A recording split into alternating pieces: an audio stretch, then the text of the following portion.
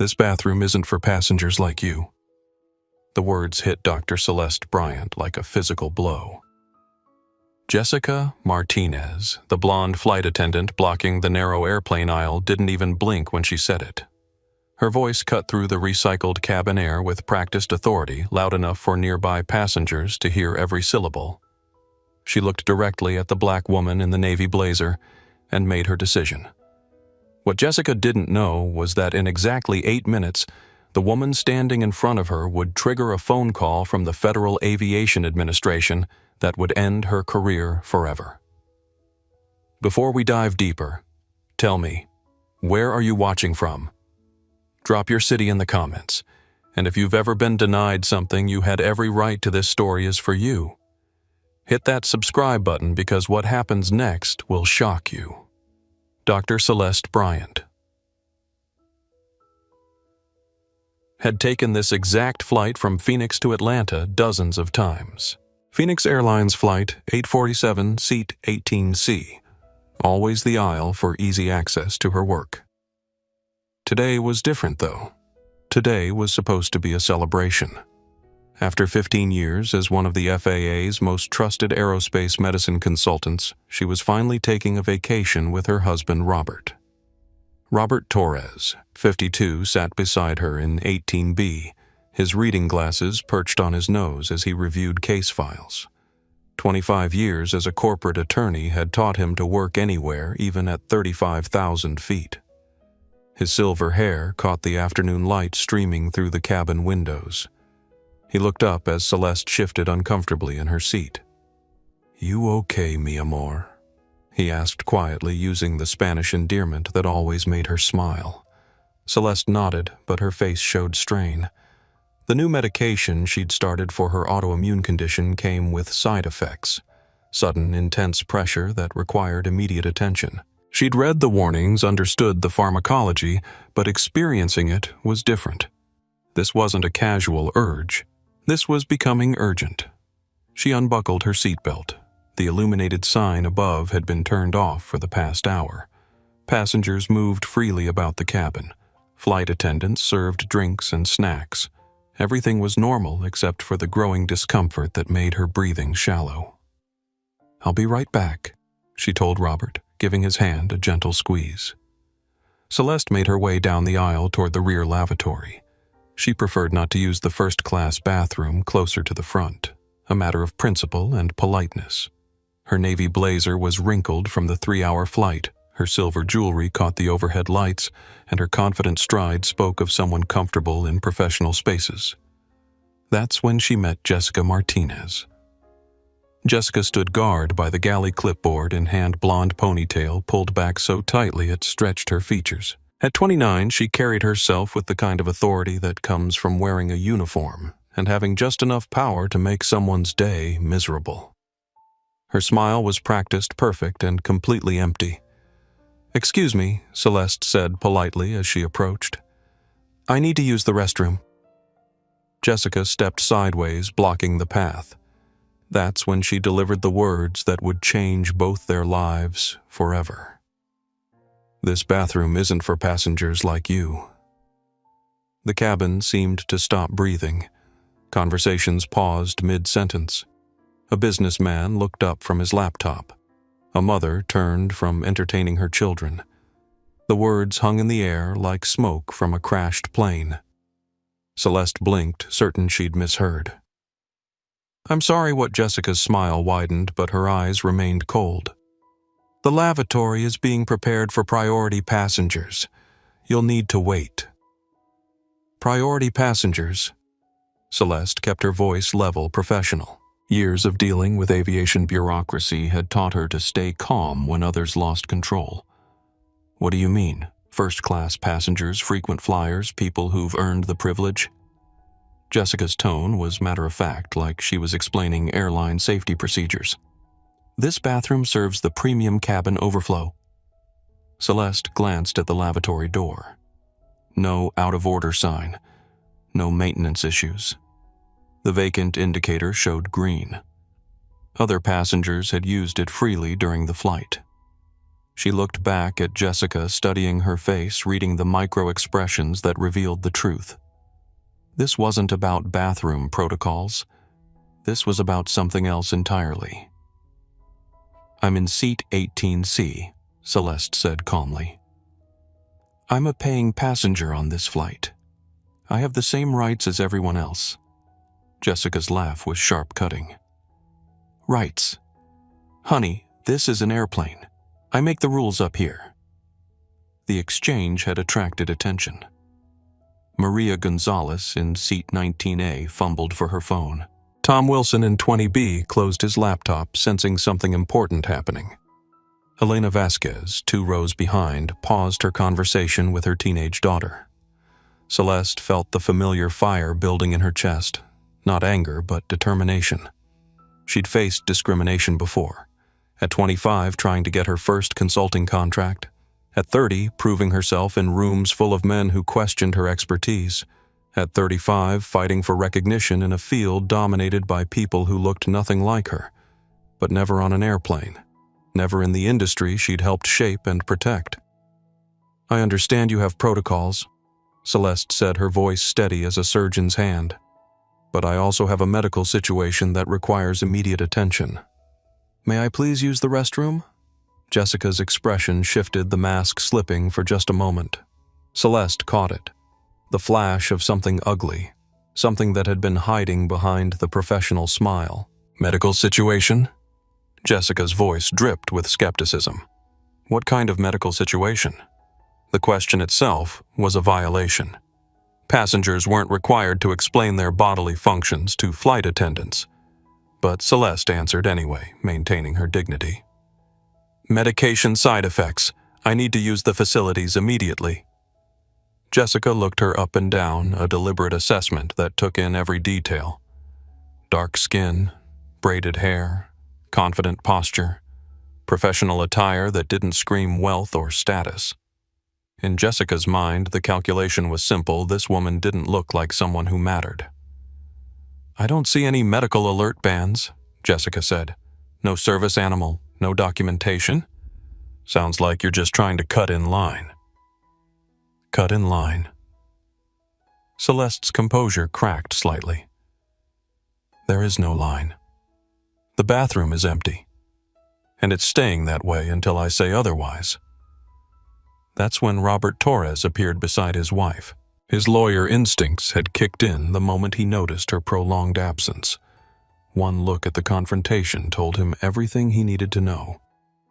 "Is there a problem here?" His voice carried the authority of someone who'd spent decades in courtrooms. Jessica sized him up quickly. Hispanic male, well-dressed, protective stance. Potential ally or another problem to manage. "No problem," she said sweetly. "Just explaining our bathroom protocols to your wife." "Bathroom protocols?" Robert's eyebrows raised. What protocols would those be? The question hung in the air as more passengers turned to watch. Jessica realized she was losing control of the narrative, but her pride wouldn't let her back down. "Priority access policies," she said firmly. "Some passengers get privileges, others wait their turn." Robert Torres had spent his career recognizing discrimination wrapped in policy language. He knew it when he heard it. "And what determines priority?" he asked quietly. Jessica's pause lasted 2 seconds too long. Cabin class. Frequent flyer status. Special assistance needs. "My wife has special assistance needs," Robert said. "Medical necessity," as she explained. "Everyone says they have medical needs." Jessica snapped her professional veneer, finally cracking. "It's the oldest trick in the book." The words echoed through the cabin. Passengers within earshot looked shocked. Maria Gonzalez had her phone out now, recording. Tom Wilson stood up in his seat to get a better view. Celeste placed a gentle hand on Robert's arm. She could feel his protective anger building, but escalation wasn't the answer. Not yet. "It's okay," she told him softly. Then she looked directly at Jessica. "I'll remember this conversation." Something in her tone made Jessica's confident smile falter. There was no threat, no raised voice, just a quiet promise that sent a chill down the flight attendant's spine. But Jessica was too committed to her power play to step back now. "Remember whatever you want," she said. "The bathroom stays closed until I say it opens." That's when Celeste Bryant made the decision that would change everything. She pulled out her phone. The pain was getting worse. What had started as mild discomfort was becoming sharp, urgent pressure that made Celeste's breathing shallow. The new immunosuppressant medication came with a long list of side effects, but the diuretic impact was the most challenging. When it hit fast and without mercy. Dr. Celeste Bryant understood the pharmacology better than most patients. She'd studied the drug interactions, monitored her response, adjusted her daily schedule to accommodate the unpredictable urgency. But you can't schedule turbulence. You can't plan for flight delays. And you certainly can't predict when a flight attendant will decide you don't deserve basic human dignity. "Ma'am, I really do have a medical emergency," Celeste said, keeping her voice low and professional. "I'm not trying to cause problems. I just need 30 seconds of access." Jessica Martinez crossed her arms, her clipboard pressed against her chest like armor. "Medical emergency. Where's your medical alert bracelet? Where's your doctor's note? Where's your special assistant's paperwork?" The questions were ridiculous, and Jessica knew it. No passenger needed documentation to use an airplane bathroom, but she'd found her angle of attack and she was going to ride it until Celeste gave up and walked away. "I don't need paperwork to use the restroom," Celeste replied calmly. "That's not how commercial aviation works." "Don't tell me how aviation works," Jessica snapped. "I've been doing this job for 8 years. I know the rules." 8 years. Celeste filed that information away. 8 years of interactions with passengers, 8 years of making judgment calls, 8 years of deciding who deserved respect and who didn't. The pattern was starting to become clear. Robert Torres watched the exchange with growing alarm. His wife's discomfort was obvious to anyone paying attention. Her breathing had changed. Her posture was strained, and a light sheen of perspiration had appeared on her forehead despite the cool cabin air. "Jessica," he said, reading her name tag, "my wife has explained the situation. She's being polite and reasonable." "What exactly is the issue here?" Jessica turned her attention to Robert, grateful to shift focus away from Celeste's obvious distress. "The issue, sir, is that we're beginning our descent preparations. Captain Rodriguez has requested that we secure the cabin." It was a complete lie, and Robert knew it. He glanced at his watch. They were still 90 minutes from Atlanta. The seatbelt sign was off. Flight attendants were actively serving beverages 3 rows away. No part of Jessica's story made sense. Descent preparations, Robert kept his tone neutral, lawyerly. "Could you explain what specific preparations require bathroom access to be restricted?" Jessica hesitated. She hadn't expected to be cross-examined. Safety protocols, passenger movement restrictions, standard procedure. Standard procedure according to which FAA regulation Robert pressed gently. The question hit Jessica like a slap. She didn't know FAA regulations beyond the basic safety briefing she'd memorized years ago. She just knew she had authority, and she was going to use it. "I don't have to quote regulations to passengers," she said defensively. "I just have to enforce them." Maria Gonzalez in seat 19A had been watching the entire confrontation unfold. As a high school teacher from Tucson, she'd seen enough bullying to recognize it instantly.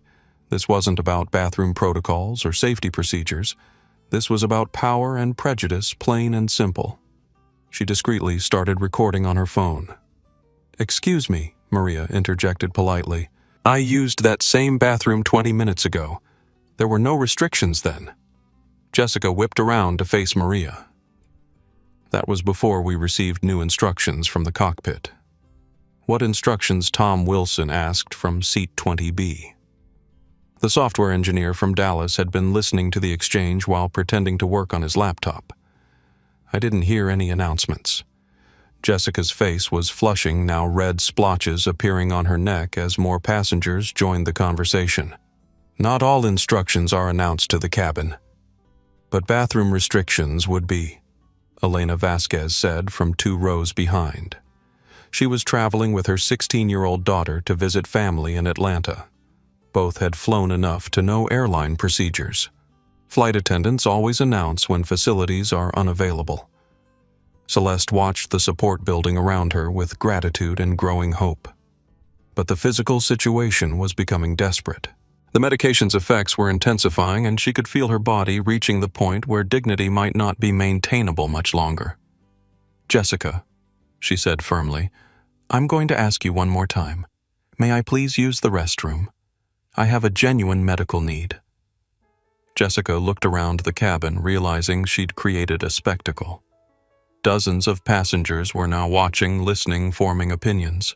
Some had phones out. The situation was spiraling beyond her control. But instead of de-escalating, Jessica doubled down. "No," she said loudly enough for everyone to hear. "You may not. And if you keep pushing this issue, I'll have to file a report for non-compliant passenger behavior." The threat was breathtaking in its cruelty.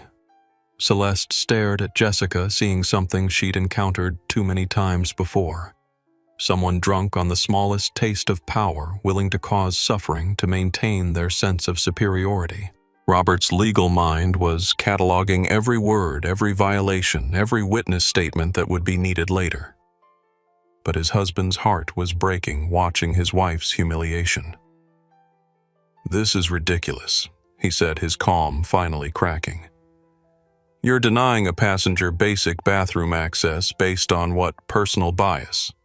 Arbitrary power games. I'm enforcing airline policy," Jessica shot back. "If you don't like it, file a complaint when we land."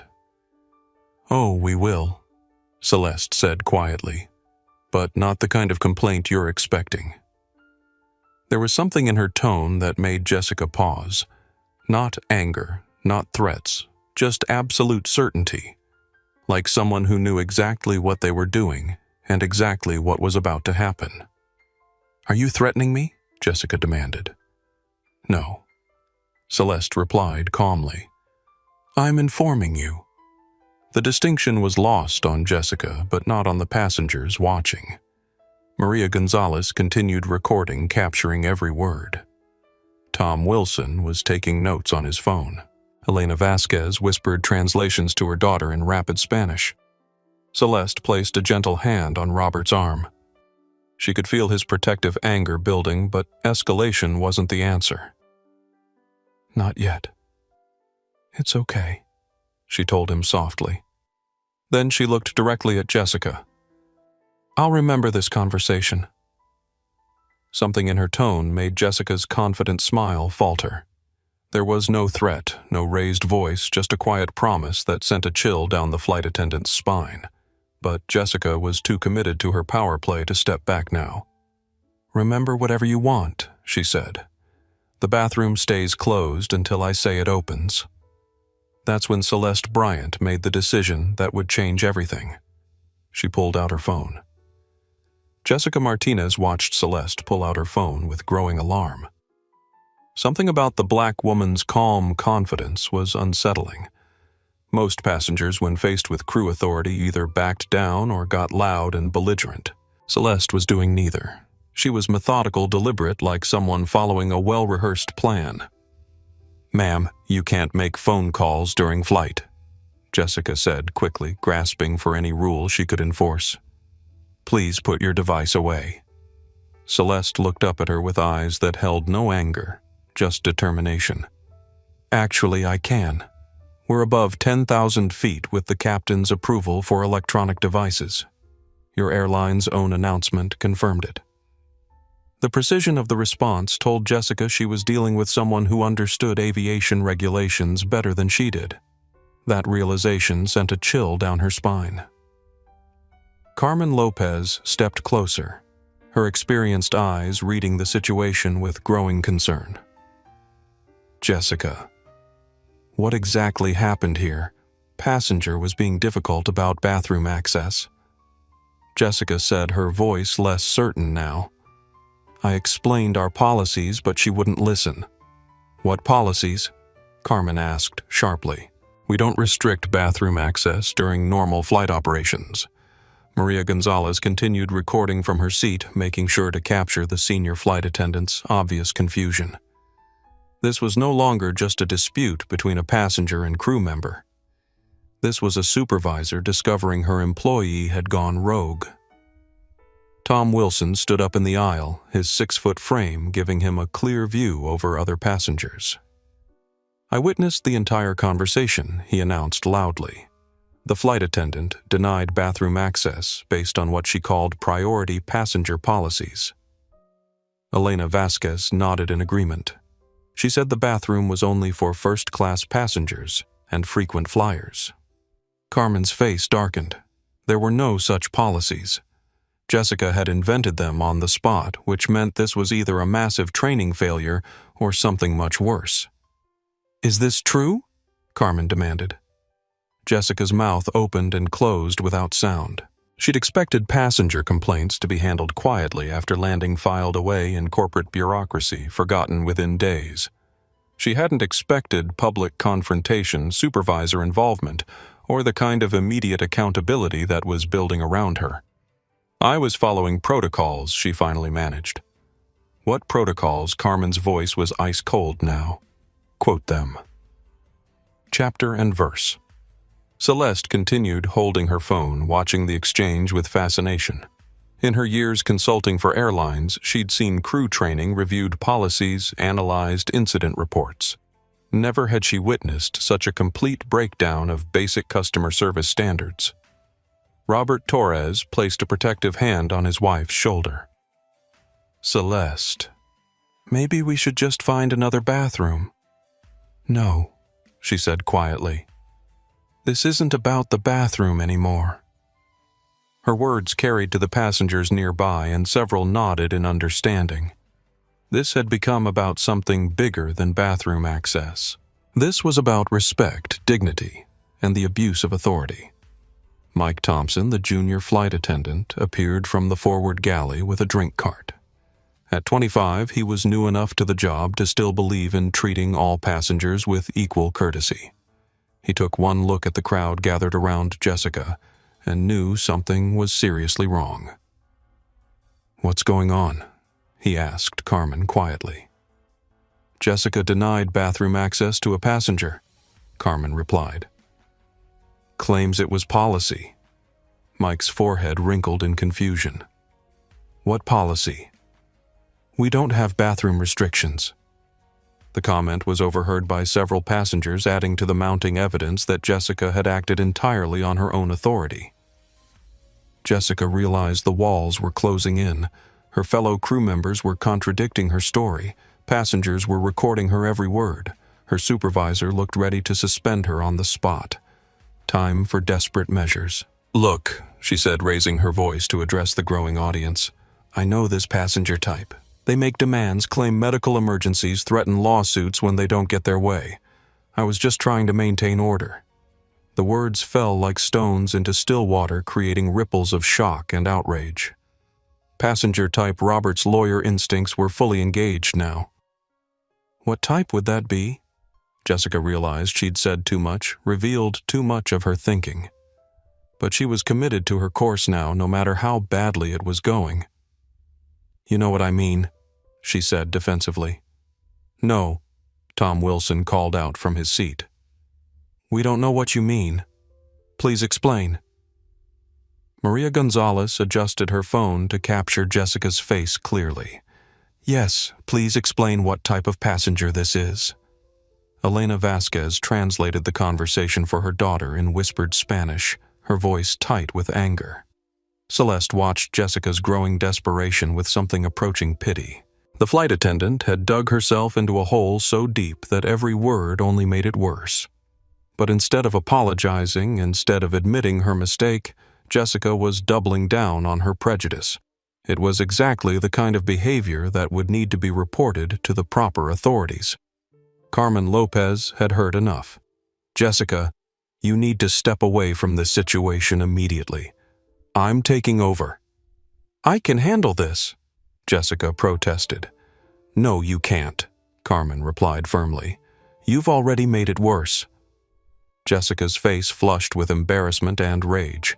Being corrected in front of passengers was the ultimate humiliation for someone who'd built her identity around having authority over travelers. "Fine," she snapped. "But when corporate gets complaints about passenger behavior, don't blame me." The threat was directed at Celeste, but it landed wrong. Several passengers laughed out loud at the absurdity of Jessica claiming to be the victim in this situation. Celeste finally spoke, her voice cutting through the noise with quiet authority. "There won't be any complaints about passenger behavior," she said. "But there will definitely be reports filed about crew conduct." Jessica's confident mask finally slipped completely. "Reports? What kind of reports? The kind that end careers?" Celeste replied simply. The cabin fell silent.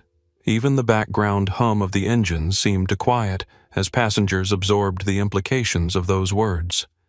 Jessica stared at Celeste, really seeing her for the first time. Not just a difficult passenger to be managed, but someone with knowledge connections and power she couldn't begin to understand. Who are you?" Jessica asked, her voice barely above a whisper. Celeste smiled for the first time since the confrontation began. It wasn't a warm smile. It was the expression of someone who'd been underestimated one too many times. "Someone you should have treated with respect," she said. Then she dialed the number that would change both their lives forever. Celeste's finger moved across her phone screen with the precision of someone who'd made this type of call before. The number wasn't in her regular contacts. It was memorized, reserved for true emergencies, and connected directly to the Federal Aviation Administration's Emergency Compliance Hotline, FAA Emergency Response. "This is Agent Martinez speaking." The voice on the other end was crisp, professional, immediately alert. In the background, Celeste could hear keyboards clicking multiple conversations, the controlled chaos of a federal response center that never slept. "This is Dr. Celeste Bryant, Consultant Authorization Code 7734. Celeste said clearly, loudly enough for Jessica and the surrounding passengers to hear every word. "I'm filing a real-time discrimination violation report aboard Phoenix Airlines Flight 847, currently en route from Phoenix to Atlanta." The effect was immediate and dramatic. Jessica's face went white as printer paper. Carmen Lopez's eyes widened in recognition of the name. Mike Thompson dropped his serving tray, sending plastic cups clattering to the floor. Even passengers who hadn't been paying attention turned to stare. Dr. Bryant, Agent Martinez's voice sharpened with recognition. "Please confirm your current status and location. I'm a passenger in seat 18C aboard Phoenix Airlines Flight 847. I'm being denied basic bathroom access by flight attendant Jessica Martinez based on what appears to be racial discrimination disguised as airline policy." Jessica's knees went weak. She grabbed the seat back in front of her for support, her clipboard dropping to the floor with a loud clatter. The FAA. This woman was calling the FAA during the flight, while it was happening. Carmen Lopez stepped forward urgently. "Ma'am, perhaps we can resolve this without involving—" Celeste held up a hand, still speaking into her phone. "The crew member in question has denied bathroom access to a passenger with documented medical needs, cited false airline policies, threatened to file false reports about passenger non-compliance, and made statements that suggest discriminatory intent." "Copy that, Dr. Bryant. I'm escalating this immediately to Flight Operations and Civil Rights Enforcement. Can you confirm the aircraft tail number and current flight status?" Celeste looked out the window, reading the wing markings with practiced ease. "Aircraft tail number N847PX, approximately 90 minutes from Atlanta Hartsfield Jackson. Flight appears normal except for the civil rights violation in progress." Jessica made a strangled sound somewhere between a gasp and a sob. She'd heard of these calls before. They were legendary in aviation circles, the kind of thing that ended careers and triggered federal investigations. She just never thought she'd be on the receiving end of one. Robert Torres watched with professional admiration as his wife documented the incident with federal precision. This wasn't just a complaint call. This was evidence-gathering, witness protection, and accountability enforcement all rolled into one. Maria Gonzalez continued recording, capturing Jessica's complete breakdown as the reality of her situation hit home. Tom Wilson was frantically taking notes on his phone. Elena Vasquez had stopped translating for her daughter and was just staring in fascination at the destruction of a career. Dr. Bryant Agent Martinez continued, "We're contacting the aircraft immediately. Please remain on the line while we coordinate with the flight crew and file preliminary documentation." "Understood," Celeste replied. "I have multiple passenger witnesses who can confirm the details of this incident." Carmen Lopez stepped closer, her voice urgent and pleading. "Dr. Bryant, please. Let me handle this internally. Jessica made a mistake, but surely we can work this out without accountability." Celeste's voice was calm but implacable. "Without consequences, without ensuring this doesn't happen to the next passenger who doesn't have an FAA hotline number in their phone." The questions hung in the air like accusations. Carmen realized she was witnessing something unprecedented, a passenger with the knowledge, authority, and connections to hold an airline immediately accountable for discriminatory behavior. Jessica finally found her voice, though it came out as a croak. "Please. I didn't know. You were just discriminating against a paying passenger based on her appearance," Tom Wilson called out from his seat. "We all heard it. We all saw it," Maria Gonzalez added, holding up her phone. "And we recorded it." Jessica looked around the cabin and saw her career ending in real time. Passengers who'd been strangers an hour ago were now unified in their condemnation. Fellow crew members were backing away from her like she had a contagious disease. Her supervisor looked like she was watching a plane crash in slow motion. Agent Martinez Celeste continued, "I'm also requesting immediate notification of Phoenix Airlines corporate headquarters and the Department of Transportation Office of Aviation Consumer Protection. Copy that, Dr. Bryant. All notifications are being processed. The aircraft captain should receive our call within the next 60 seconds. As if summoned by her words, the intercom crackled to life throughout the cabin. "Ladies and gentlemen, this is your captain speaking. We've received a priority communication from air traffic control and need to contact our flight operations immediately. Please remain seated while we address an urgent operational matter." Jessica's legs gave out completely. She sank into the nearest empty seat, her face buried in her hands, her body shaking with the realization that her world was about to end. The passengers around her watched with a mixture of fascination and satisfaction.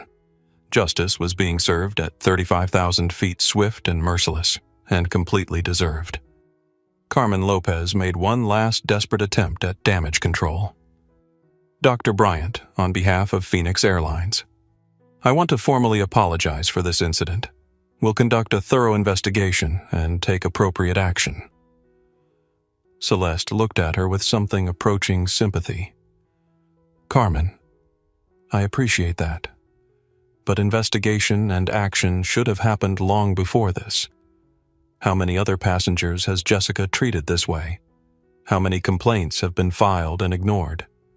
How many people just accepted the abuse because they didn't have the power to fight back?" The questions were devastating because everyone knew the answers. This wasn't Jessica's first offense. It was just her first offense against someone who could do something about it. "The accountability starts now," Celeste continued, "and it starts at the federal level." In the cockpit, Captain James Rodriguez was about to receive the phone call that would turn his routine flight into a career-defining crisis. The captain had no idea that one of his flight attendants had just triggered a federal civil rights investigation, but he was about to find out. The countdown to consequences had begun. Captain James Rodriguez was reviewing approach charts for Atlanta when his emergency line rang. In 32 years of flying commercial aircraft, he'd learned that calls on that particular phone were never good news. Weather emergencies, mechanical failures, security threats, all the things that could turn a routine flight into a nightmare. But he'd never received a call from the Federal Aviation Administration about civil rights violations happening in real time in his passenger cabin. Phoenix 847. Heavy, this is FAA Emergency Operations. The voice on the radio was crisp, official, immediately commanding attention. We have priority traffic for Captain Rodriguez. Phoenix 847. Heavy, go ahead, Rodriguez replied his co-pilot. First Officer, Patricia Hayes, leaning in to listen. Captain, we've received a discrimination complaint from one of your passengers who has direct reporting authority with our agency. Dr. Celeste Bryant, currently in seat 18C, is alleging civil rights violations by a member of your cabin crew. Rodriguez felt his stomach drop. He knew that name. Dr. Celeste Bryant had consulted on 3 separate accident investigations during his career. She was one of the FAA's most respected aerospace medicine experts, someone whose opinions carried weight in Washington, someone whose reports could change industry standards. Can you elaborate on the nature of the complaint? He asked, his voice steady despite the growing alarm in his chest. Passenger denied bathroom access based on alleged discriminatory policies. Flight attendant Jessica Martinez is specifically named. Dr. Bryant is requesting immediate crew intervention and formal documentation of the incident. Rodriguez closed his eyes briefly. Jessica Martinez. He should have known. The woman had been the subject of 3 separate passenger complaint letters in the past year, all of them questioning her customer service standards, all of them quietly filed away by management who didn't want to deal with a problematic employee. Copy, FAA emergency. We'll address this immediately.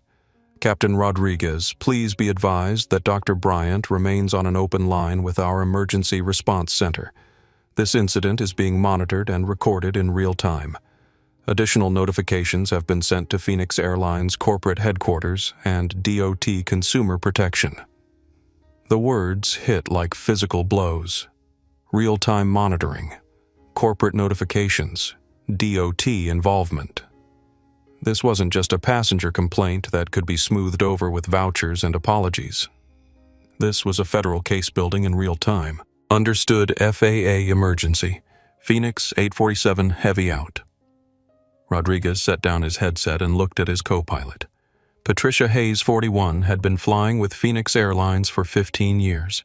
She'd seen passenger disputes, crew problems, and management failures, but nothing that had ever triggered direct FAA intervention during flight. How bad is this? She asked quietly. Career-ending bad, Rodriguez replied. Dr. Bryant isn't just any passenger. She literally writes the rules we follow for aviation medicine. If she's filing a real-time discrimination complaint, someone is about to lose everything. Rodriguez reached for his internal crew phone. Senior flight attendant to the cockpit immediately. In the cabin, Carmen Lopez heard the call and felt her heart skip. Captain calls to the cockpit were never casual. Something significant was happening, and given the situation unfolding around Jessica Martinez, she had a sinking feeling she knew what it was about. I have to go forward, she told Mike Thompson. Whatever happens back here, stay professional and try to keep things calm. Mike nodded, though his face showed the strain of watching a colleague's career self-destruct in public. The junior flight attendant had looked up to Jessica when he started admired her confidence and authority. Now he was seeing the dark side of that authority, the way it could be used to hurt people instead of help them. Carmen made her way to the front of the aircraft, passing passengers who were still buzzing with conversation about the confrontation. Word had spread through the cabin that the black woman in 18C had called the FAA that federal agents were involved, that someone was about to be fired at 35,000 feet. She knocked on the cockpit door and identified herself. The lock disengaged with a heavy click. Captain Rodriguez's voice was grave. We have a problem. She stepped into the small cockpit space, noting the tension radiating from both pilots. Is this about the passenger dispute in row 18? It's about a federal civil rights investigation, Rodriguez corrected. The passenger, Jessica, denied bathroom access to Dr. Celeste Bryant. She's an FAA consultant with direct reporting authority. Carmen's face went pale. Oh no. Oh yes, she's currently on an open line with FAA Emergency Response filing real-time discrimination charges. Corporate has been notified. The Department of Transportation is involved, and we need to fix this immediately. Carmen sank into the jumpsuit behind the captain's seat. What exactly happened back there? Rodriguez consulted his notes from the FAA call. Dr. Bryant was denied bathroom access by Jessica Martinez. Claims were made about discriminatory airline policies that don't exist. Threats were issued about passenger non-compliance reports, and apparently statements were made that suggested racial bias. Each detail was another nail in Jessica's career coffin. Carmen had supervised the woman for 3 years, had received the complaint. Letters had conducted the counseling sessions that were supposed to address her attitude problems. Nothing had worked. "Where's Jessica now?" Rodriguez asked, sitting in 21B, having what appears to be a complete nervous breakdown. Carmen replied honestly. "Good. She should be nervous. Patricia, get Phoenix operations on the radio. Priority channel." First Officer Hayes began establishing the radio connection while Rodriguez formulated his response strategy. 32 years of command experience had taught him that some situations couldn't be managed or minimized. They could only be handled with complete honesty and immediate accountability. Captain Rodriguez, Phoenix. Operations. The voice crackled through the headset. Phoenix operations. We have a Code 7 passenger complaint involving federal oversight. FAA has been contacted directly by the complainant. We need legal and PR standing by for immediate response upon landing. Code 7 was Phoenix Airlines' internal designation for incidents that could trigger federal investigations. It was rarely used, never taken lightly, and always meant someone's career was in serious jeopardy. Copy. Code 7. Who's the complainant? Dr. Celeste Bryant, FAA consultant. Alleging discrimination by flight attendant Jessica Martinez. The silence on the radio lasted 3 seconds longer than normal. Everyone in Phoenix Airlines management knew Dr. Bryant's reputation. Her reports had led to changes in pilot training, crew scheduling, and safety protocols across the industry. Jesus Christ, came the response, followed immediately by, "Sorry, Captain, that wasn't meant for transmission." Understood. Phoenix operations. What are your instructions? Captain, you are directed to provide full cooperation with the complainant's requests. Do not attempt to minimize or manage the situation. Document everything. Corporate legal is being activated immediately. Rodriguez looked at Carmen with an expression that mixed sympathy and determination. You heard them. Full cooperation. No damage control. Carmen nodded slowly. What do you want me to do about Jessica? Remove her from passenger contact immediately. Suspend her pending investigation. And start documenting everything that happened. She'll fight it. Union representation grievance procedures. Carmen Rodriguez's voice was quiet but firm. The FAA is monitoring this incident in real time. The passenger she discriminated against literally writes aviation regulations for a living. There is no union protection from federal civil rights violations. The weight of that reality settled over the cockpit like fog. Jessica Martinez hadn't just lost her temper with a difficult passenger. She'd committed a federal offense against one of the most influential people in commercial aviation. Carmen stood to leave, her mind already working through the protocols for crew suspension and incident documentation. But Rodriguez's voice stopped her at the door. Carmen, how many times has Jessica done this before? The question hung in the air like an accusation. Both of them knew the answer. The complaint letters, the witness statements, the pattern of behavior that had been ignored because it was easier than dealing with a problematic employee. Too many, Carmen admitted quietly. Then this was inevitable. Rodriguez replied, Dr. Bryant isn't the first passenger Jessica discriminated against. She's just the first one with the power to do something about it. As Carmen left the cockpit to begin the process of ending Jessica Martinez's aviation career, neither she nor the captain had any idea how far the consequences would spread. This wasn't just about one flight attendant's poor judgment. It was about an entire culture of unchecked authority that was about to be exposed at the federal level. In seat 18C, Dr. Celeste Bryant continued her conversation with FAA Emergency Response, providing detailed documentation that would become the foundation for the most significant discrimination case in Phoenix Airlines history. The revelation was just beginning. Maria Gonzalez had been teaching high school for 12 years, which meant she'd developed an instinct for recognizing important moments. When she pulled out her phone to record the confrontation between Dr. Bryant and Jessica Martinez, she wasn't thinking about viral videos or social media fame. She was thinking about evidence, accountability, and making sure the truth couldn't be buried in corporate bureaucracy. Now, watching the federal investigation unfold in real time, she realized she'd captured something historic. "I got it all," she told her seatmate Tom Wilson, showing him the video on her phone screen. The denial, the fake policies, the threats, everything. Tom leaned over to watch the footage, his software engineer's mind cataloging the technical quality and evidential value. "This is perfect documentation. Clear audio, multiple angles, unedited timeline. Jessica's finished." "Good," Maria said firmly. "What she did was wrong. Dr. Bryant deserves justice." The conversation was overheard by Elena Vasquez, who was translating events for her teenage daughter in rapid Spanish. As a paralegal from Phoenix, Elena understood the legal implications of what they'd witnessed better than most passengers. "Mira, mija," she told her daughter, "this is how you stand up to discrimination. You document it, you report it, you make sure everyone sees what really happened."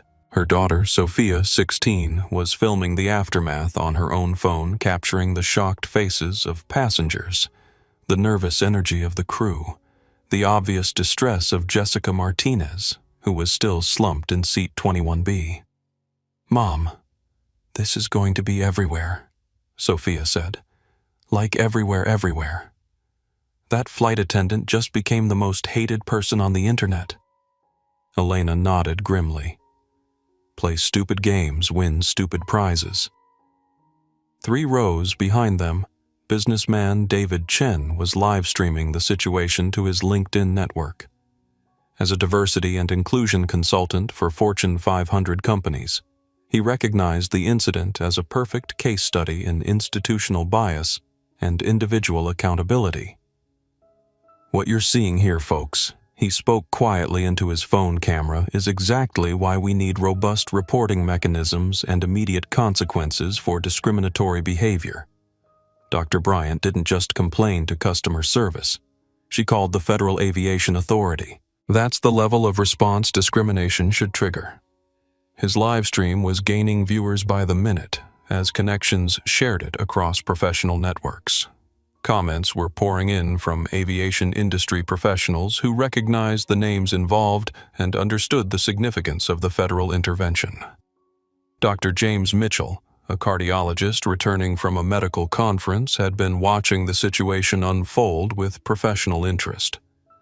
When he realized Dr. Bryant was a fellow medical professional being discriminated against by airline staff, his anger was swift and focused.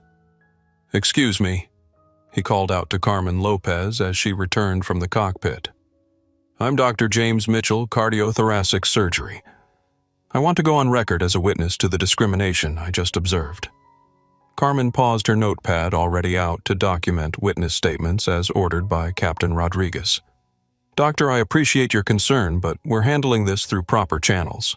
"You mean through the FAA investigation that's already underway?" Dr. Mitchell's voice carried the authority of someone accustomed to command in high-pressure situations. "Because that's what Dr. Bryant triggered when your flight attendant decided she wasn't worthy of basic human dignity." The exchange was captured by multiple phones, adding to the growing documentary evidence of widespread passenger outrage over Jessica's conduct. Sarah Martinez, no relation to Jessica, a civil rights attorney traveling with her family, had been quietly taking notes throughout the incident. As soon as she understood the legal implications, she'd begun documenting potential violations of federal transportation law. This isn't just discrimination, she announced to the passengers around her. This is a federal civil rights violation under 49 U.S.C. 40127. The Department of Transportation can fine the airline up to $32,000 per incident and require comprehensive remedial action. Her legal expertise gave weight to the growing passenger consensus that Jessica had committed career-ending offenses. The flight attendant wasn't just facing employment consequences, she was potentially facing federal civil rights charges. Tom Wilson opened his laptop and began typing rapidly. As a senior software engineer with a popular tech blog, he was crafting a real-time account of corporate accountability in action. Phoenix Airlines Flight 847 is about to become a case study in how quickly justice can be served when the victim has the right connections, he wrote. Dr. Celeste Bryant didn't just file a complaint. She triggered a federal investigation at 35,000 feet. This is what accountability looks like. His blog post would be published before the plane landed, reaching 50,000 readers within the first hour and establishing the narrative framework for media coverage of the incident. Maria Gonzalez was also active on social media, posting clips from her video to Facebook, Twitter, and Instagram, with captions that identified the key players and explained the federal implications. "This is Dr. Celeste Bryant," she wrote. She's an FAA consultant who was denied bathroom access by flight attendant Jessica Martinez on Phoenix Airlines Flight 847. Dr. Bryant called the FAA during the flight. Federal agents are now involved. This is how you handle discrimination. You don't accept it. You document it, and you report it to the highest authorities available. The post was shared 500 times within the first 10 minutes, beginning the social media avalanche that would make Jessica Martinez infamous and Dr. Bryant a symbol of effective resistance to institutional bias. Elena Vasquez was coordinating with the Spanish-language media through her contacts at Univision. The story of a black professional being discriminated against by airline staff only to trigger immediate federal accountability was exactly the kind of story that resonated with Latino audiences who'd experienced similar treatment. "This woman is a hero," Elena told the reporter on her phone. "She didn't just stand up for herself. She stood up for everyone who's ever been treated like they don't belong. And she had the power to do something about it immediately." The conversation was being translated in real time by Sophia, creating bilingual documentation of the passenger response and ensuring the story would reach multiple community networks. Dr. Mitchell was coordinating with medical colleagues through a group chat that included several aviation medicine specialists. When they realized one of their own was involved, the medical community's response was swift and unified. Dr. Bryant is one of the most respected professionals in aerospace medicine, he posted to the group. What happened to her today represents discrimination against the medical community as a whole. We need to support her and make sure there are serious consequences. The medical professionals began sharing the story through their networks, adding professional credibility to the discrimination claims, and ensuring the incident would receive attention in medical journals and industry publications. Carmen Lopez moved through the cabin collecting witness statements as instructed by Captain Rodriguez. Every passenger she spoke to confirmed the same basic facts. Jessica had denied bathroom access based on fabricated policies, made statements suggesting racial bias, and threatened false reports against Dr. Bryant. "This is the most clear-cut case of discrimination I've ever witnessed," Tom Wilson told Carmen when she reached his seat. "Jessica destroyed her own career with her own words. Every passenger here can testify to that." Carmen nodded grimly, adding his statement to her growing documentation file. The weight of evidence against Jessica was overwhelming, undeniable, and completely damning. But the passengers weren't finished. They were organizing, sharing contact information, coordinating their testimony, and ensuring that Jessica Martinez would face maximum accountability for her actions. Justice was being crowdsourced at 35,000 feet, and there was nothing Phoenix Airlines could do to stop it. In Phoenix Airlines corporate headquarters, Sandra Martinez was in the middle of a budget review meeting when her emergency phone rang. As vice president of operations, she'd received crisis calls before.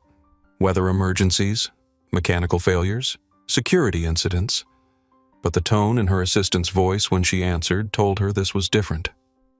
"Sandra, we have a federal situation developing on Flight 847. The words sent a chill through her. Federal situation was corporate code for the kind of incident that made national news, triggered regulatory investigations, and ended executive careers. Details, she said, curtly stepping out of the conference room into her private office.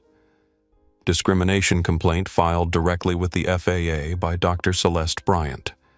She's on Flight 847 Phoenix to Atlanta. The complainant is an FAA consultant with direct reporting authority. She's alleging civil rights violations by flight attendant Jessica Martinez." Sandra's blood pressure spiked immediately. She knew both names. Dr. Bryant was one of the most respected figures in aviation medicine, someone whose opinions carried weight with federal regulators. Jessica Martinez was a problem employee who should have been terminated years ago, but kept getting second chances because of union protection and management inaction. "Is the FAA involved?" Sandra asked, though she already knew the answer. "Real-time investigation. Emergency Response Center is monitoring an open line with Dr. Bryant. Captain Rodriguez has been instructed to provide full cooperation. Department of Transportation has been notified." Sandra sank into her chair as the full implications hit her. This wasn't a complaint that could be handled with customer service vouchers and private settlements. This was a federal civil rights case being built in real time with multiple witnesses and government oversight. "Get me legal PR and the CEO immediately. Conference Room A, Emergency Protocols." Within 10 minutes, Sandra was sitting across from Phoenix Airlines' most senior executives as they struggled to understand how a routine passenger complaint had escalated to federal intervention before the aircraft had even landed. Chief Executive Officer Robert Chen, 58, looked like a man watching his worst nightmare unfold. "Explain to me how we have a federal civil rights investigation happening at 35,000 feet. General Counsel Patricia Williams, 52, was reviewing her notes from the emergency briefing. Dr. Celeste Bryant is an FAA consultant specializing in aerospace medicine. She has direct reporting authority with multiple federal agencies. When she files a discrimination complaint, it carries the weight of federal employee protection statutes." "What exactly did Jessica Martinez do?" Chen demanded. Sandra consulted her incident report.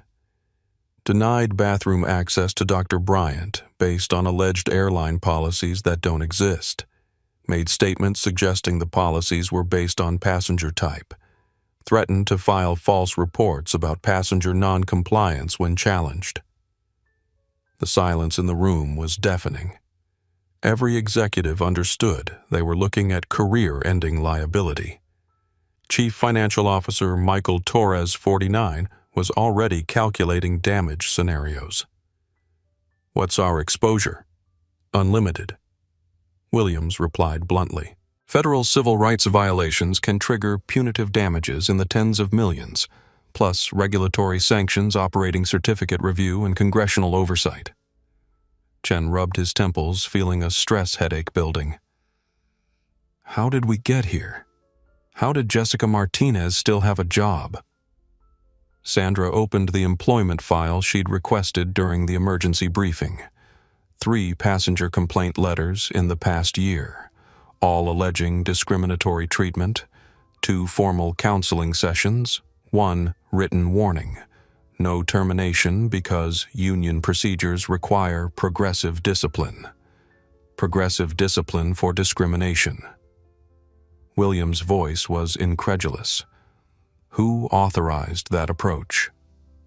The question hung in the air as everyone realized the failures that had led to this moment. Management had known about Jessica's problematic behavior, had documented it, had received multiple warnings, and had chosen bureaucratic convenience over passenger protection. "This is a corporate culture failure," Chen said quietly.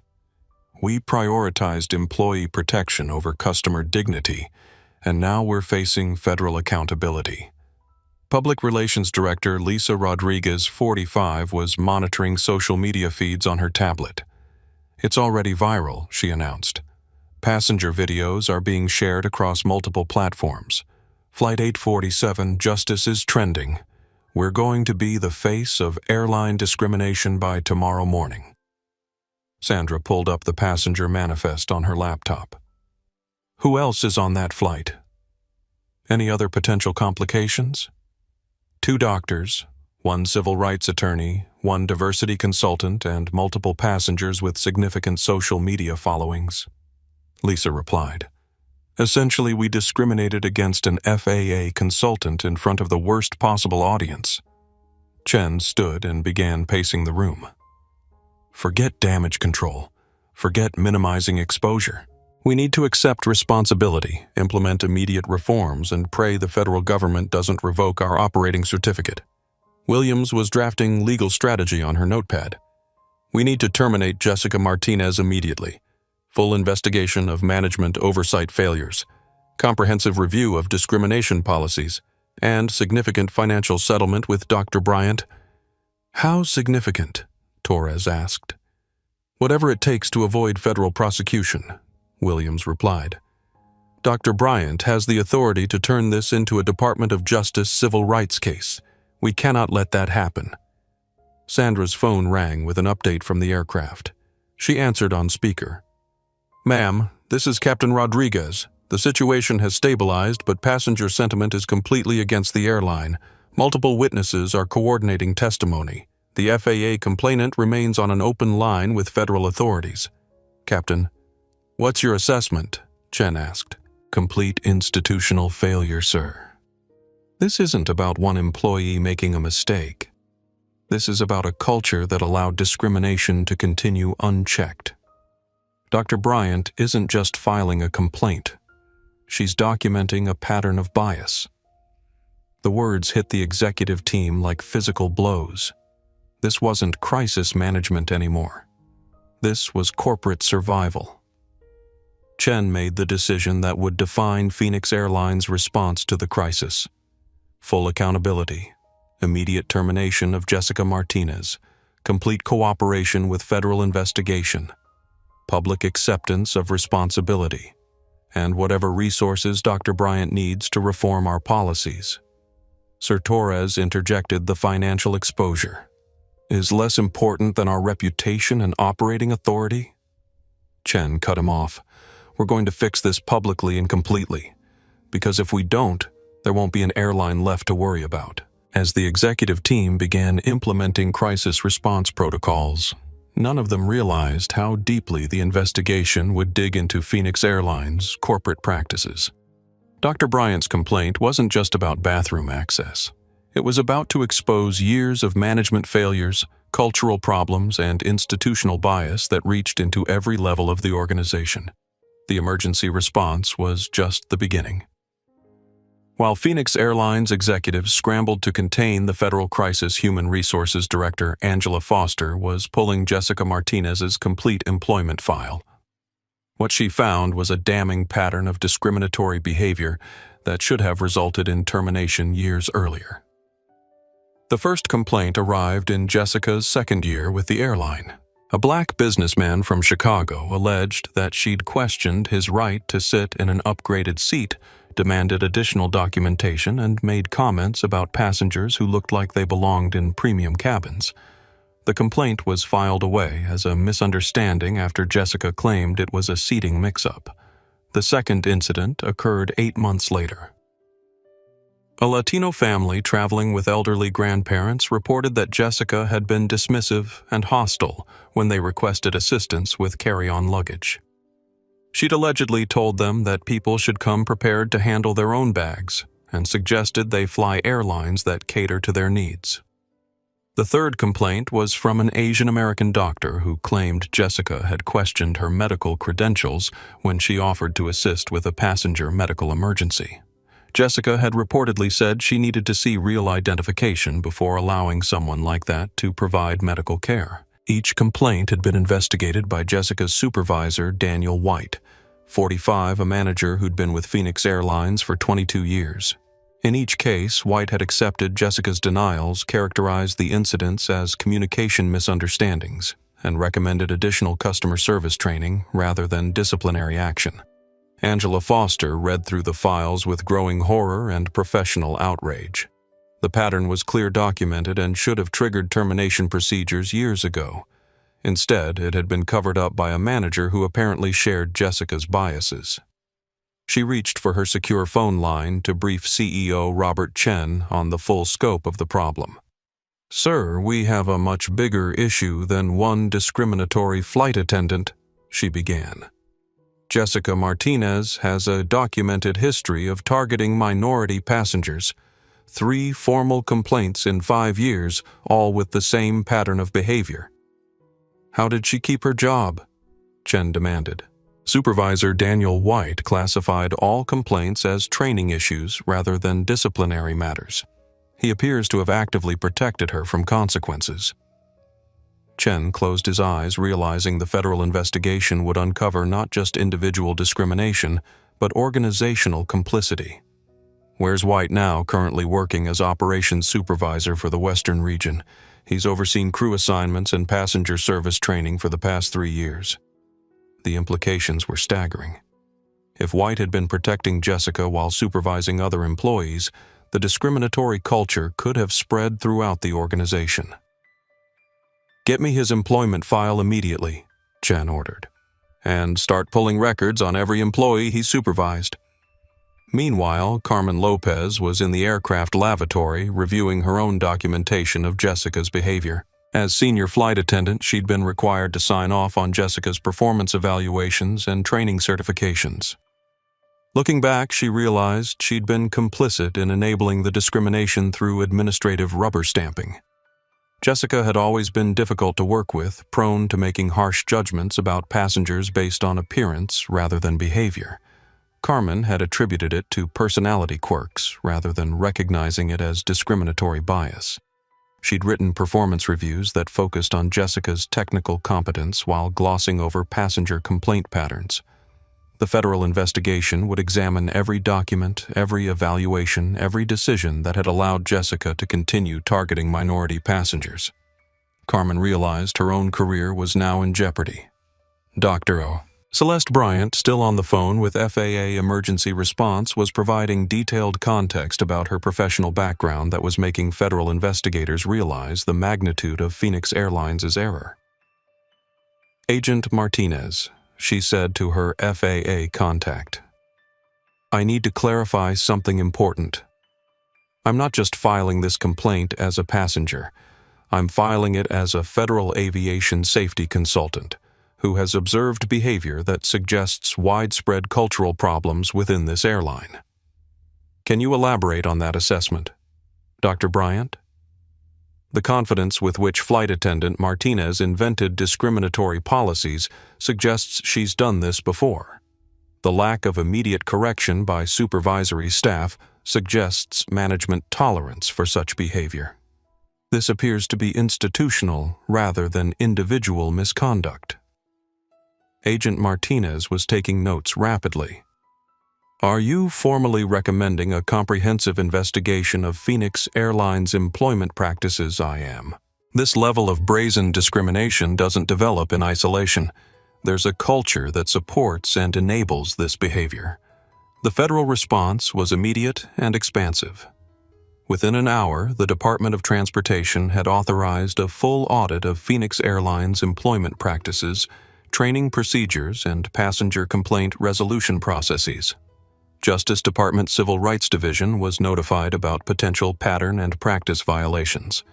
Equal Employment Opportunity Commission was briefed on possible workplace discrimination issues.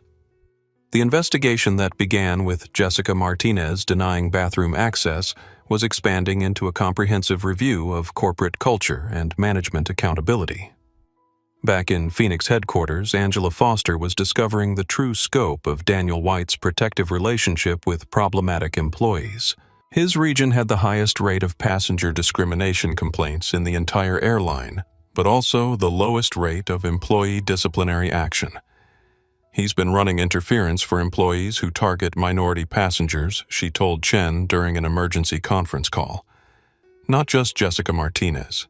At least 6 other flight attendants in his region have similar complaint patterns with no consequences. Chen realized Phoenix Airlines was facing not just a single discrimination case, but potential class action lawsuits from hundreds of passengers who'd been mistreated by employees whose behavior had been enabled by management.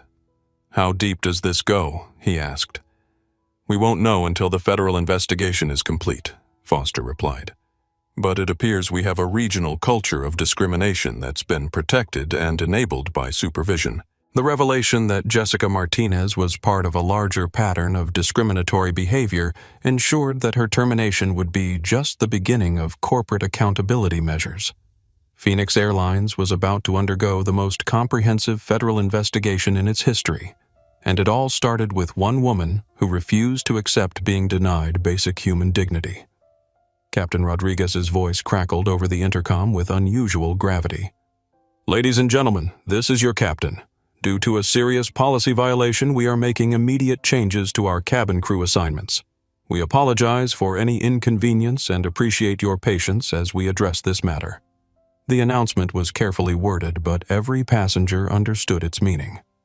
Jessica Martinez was being removed from duty in real time, her career ending at 35,000 feet in front of hundreds of witnesses. Carmen Lopez approached Jessica's seat with a mixture of professional duty and personal sadness. Despite her problematic behavior, Jessica had been a colleague for 8 years. But federal civil rights violations left no room for sentiment or second chances. Jessica Carmen said quietly, "You need to come with me." Jessica looked up from her seat, her face tear-streaked and hollow with shock. "Are they really firing me? Phoenix Airlines policy requires immediate suspension for any employee facing federal civil rights complaints." Carmen replied, following the script provided by corporate legal. "You'll be escorted from the aircraft upon landing and removed from all flight duties pending investigation." "But I didn't mean—" Jessica began, then stopped. She knew it was too late for explanations or apologies. Dr. Bryant's phone call to the FAA had triggered a chain of accountability that couldn't be stopped or reversed. Maria Gonzalez continued recording from her seat, capturing Jessica's final moments as an airline employee.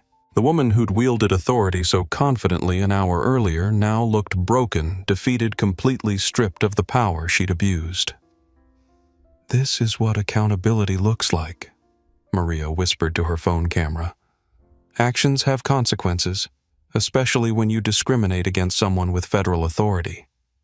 Tom Wilson was live-streaming the crew change to his professional network, providing commentary on corporate crisis management and individual responsibility. "What you're witnessing," he told his online audience, "is how quickly careers can end when discrimination meets federal oversight." Jessica Martinez didn't just lose her temper with a passenger. She committed a civil rights violation against an FAA consultant. There's no union protection from that level of misconduct. Elena Vasquez translated the events for her daughter while privately marveling at the speed of justice. In her experience with workplace discrimination cases, accountability usually took months or years to achieve. Dr. Bryant had triggered immediate consequences through her federal connections and professional authority. Carmen was following corporate instructions to document every aspect of Jessica's removal from duty. The federal investigation would require detailed records of how Phoenix Airlines responded to the discrimination complaint, and any appearance of protecting Jessica would result in additional corporate liability. "I need your employee badge access cards and any airline property in your possession," Carmen said, her voice professionally neutral despite the personal discomfort of the situation. Jessica fumbled through her purse and uniform pockets, collecting the symbols of her aviation career with shaking hands. Her badge, which had granted her authority over passengers for 8 years, was now evidence in a federal civil rights case. Mike Thompson watched the termination process with fascination and horror. As the most junior crew member, he'd looked up to Jessica's confidence and authority. Now he realized he'd been admiring someone who'd built her professional identity around discriminating against passengers she considered unworthy of respect. Dr. Bryant remained on her phone with FAA emergency response, providing real-time documentation of Phoenix Airlines crisis response procedures. Her professional assessment would become part of the federal investigation into corporate culture and management accountability. Agent Martinez Phoenix Airlines is implementing immediate disciplinary action against the flight attendant in question. Badge confiscation and duty suspension are currently in progress. Copy that, Dr. Bryant. We're documenting all corporate responses for inclusion in our investigation file. Please continue providing updates on any additional airline actions. The federal monitoring was ensuring that Phoenix Airlines couldn't minimize or cover up the incident. Every decision, every conversation, every consequence was being recorded for potential use in civil rights enforcement actions. Carmen completed the badge confiscation process and led Jessica toward the front of the aircraft, away from passenger contact. The walk down the aisle was a public humiliation that would be replayed on social media for years to come. "Thank you," called out Dr. Mitchell as Jessica passed his seat. "This is exactly what should happen to people who discriminate against others." Several passengers applauded quietly, not celebrating Jessica's destruction, but acknowledging the importance of immediate accountability for discriminatory behavior. Jessica kept her eyes down, unable to face the passengers who'd witnessed her abuse of authority and were now watching her consequences unfold. The woman who'd felt so powerful an hour earlier was now completely powerless, her career ended by her own choices and words. At Phoenix Airlines headquarters, CEO Robert Chen was coordinating simultaneous termination procedures for Jessica Martinez and her supervisor Daniel White. The federal investigation had revealed that White's protection of discriminatory employees violated multiple corporate policies and federal employment laws. Both terminations are effective immediately, Chen announced to his executive team. No severance, no positive references, no consideration for rehire. We're treating this as gross misconduct with federal implications. Human Resources Director Angela Foster was already preparing documentation for the Equal Employment Opportunity Commission and Department of Justice Civil Rights Division. The terminations would be presented as evidence of Phoenix Airlines' commitment to ending discriminatory practices and holding employees accountable. How many other employees in White's region need to be reviewed? General Counsel Patricia Williams asked. At least 24 flight attendants and supervisors, Foster replied, all with complaint patterns that suggest discriminatory behavior enabled by management protection. Chen realized the federal investigation would require comprehensive personnel reviews and potential additional terminations. The culture of discrimination that had protected Jessica Martinez was larger than one employee or one supervisor. Back on the aircraft, Carmen was documenting the crew change for corporate legal review. Every procedural step had to be perfect to withstand federal scrutiny and demonstrate Phoenix Airlines' commitment to civil rights compliance. The situation has been addressed according to federal requirements, she reported to Captain Rodriguez via internal communication. Problem employee has been removed from passenger contact and will be terminated upon landing. Copy that, Rodriguez replied. Corporate has confirmed that termination paperwork is already being processed. This employee will never work for Phoenix Airlines again. The speed and finality of the consequences sent a clear message to remaining crew members about the zero tolerance for discriminatory behavior. Jessica Martinez had become an example of what happened when employee bias met federal accountability.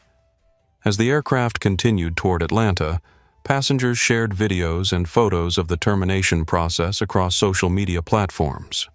Jessica Martinez fired began trending alongside Flight 847, Justice creating a permanent digital record of discrimination consequences.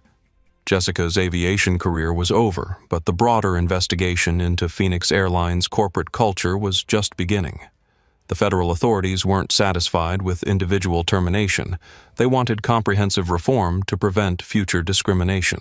The immediate consequences were complete and devastating, but the lasting changes would reach far beyond one flight attendant's destroyed career.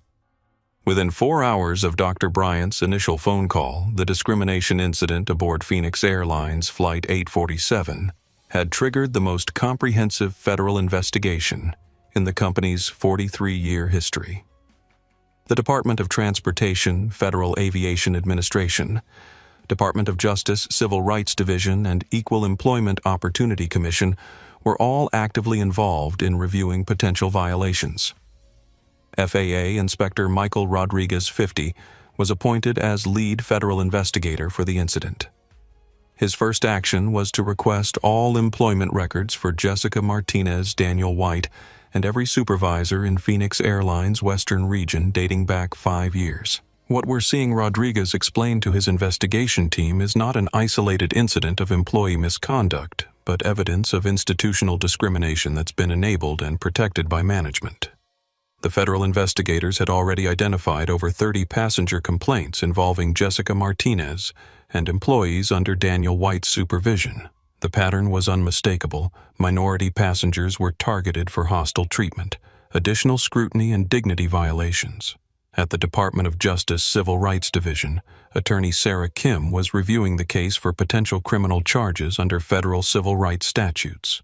The fact that Dr. Bryant was an FAA consultant with direct federal authority elevated the incident beyond simple employment discrimination. This could qualify as a federal hate crime under 18 U.S.C. 249, Kim told her supervisor. When airline employees deny services based on racial bias, they're violating federal transportation laws and civil rights protections. The legal implications were staggering. Phoenix Airlines faced potential criminal prosecution, civil rights lawsuits, regulatory sanctions, and congressional oversight.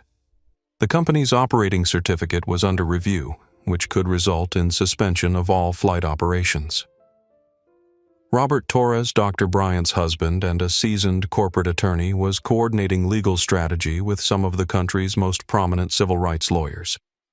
The incident had attracted attention from organizations across the legal spectrum.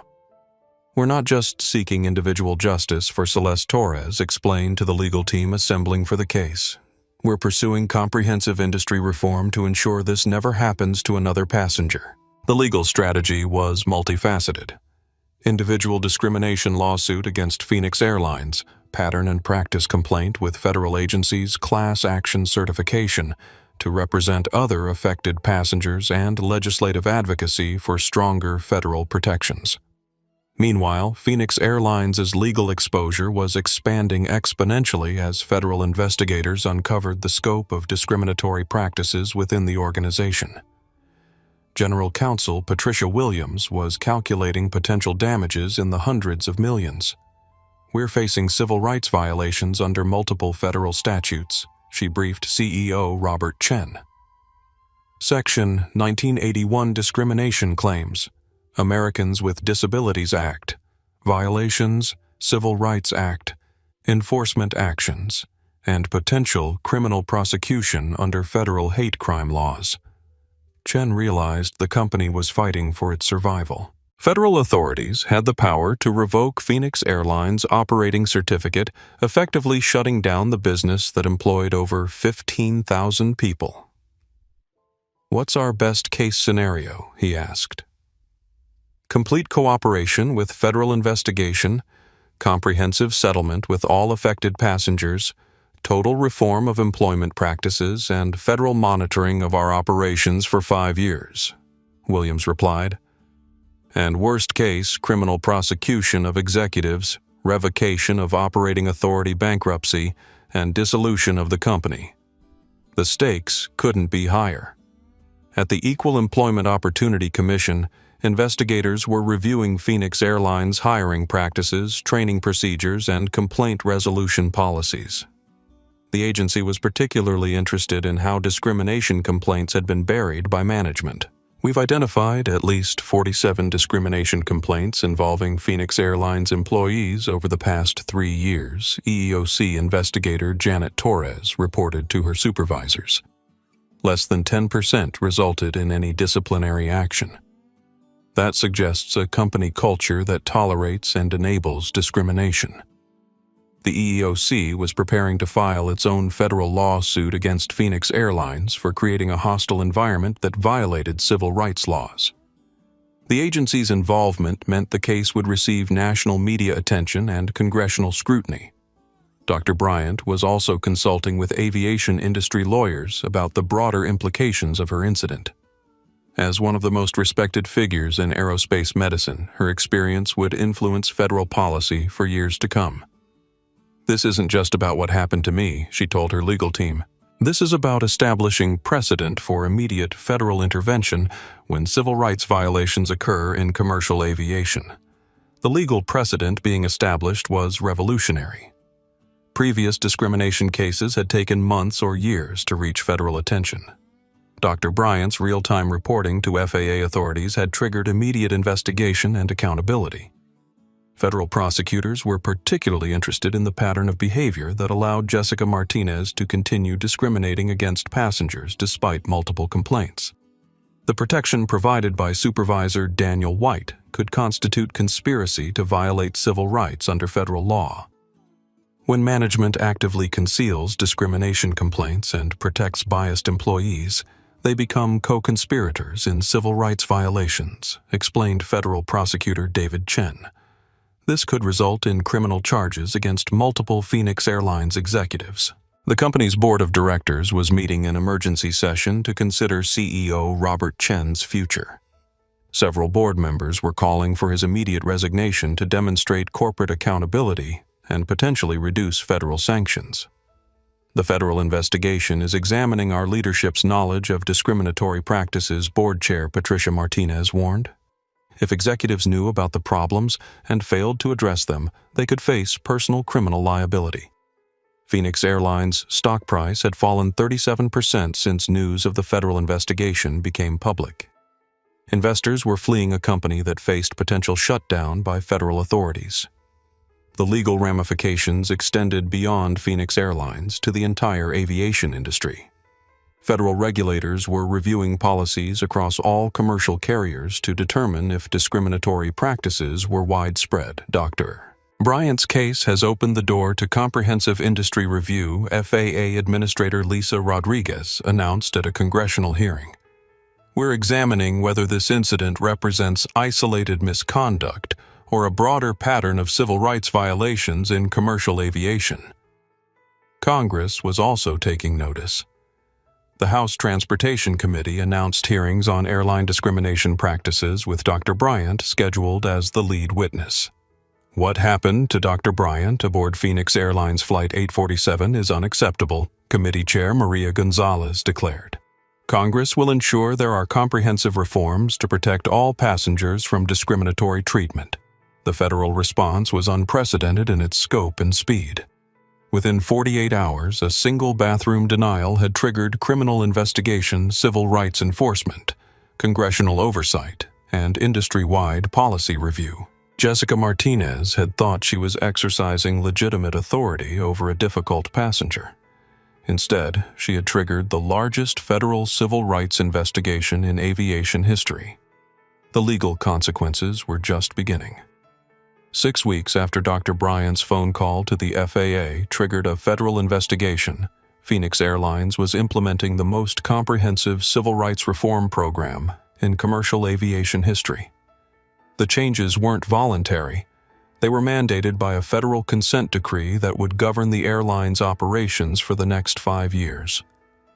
Chief Diversity Officer Dr. Monica Williams, 48, had been hired away from the Department of Justice Civil Rights Division specifically to oversee Phoenix Airlines' transformation. Her first day included a sobering briefing on the scope of discriminatory practices the federal investigation had uncovered. "What we're dealing with," she told CEO Robert Chen during her initial assessment, "is not isolated incidents, but a corporate culture that devalued the dignity of minority passengers and employees." The federal investigation had identified discrimination patterns across multiple Phoenix Airlines hubs involving over 200 employees and affecting thousands of passengers over a 5-year period. The consent decree required comprehensive changes to hiring, training, supervision, and accountability procedures. Dr. Williams' first major initiative was implementing mandatory bias training for all 15,000 Phoenix Airlines employees. But this wasn't generic diversity education. It was intensive, personalized instruction developed specifically around the Jessica Martinez incident and similar cases. Every employee will complete 40 hours of civil rights education, she announced at the company-wide meeting introducing reform measures. We're not checking boxes. We're changing hearts and minds.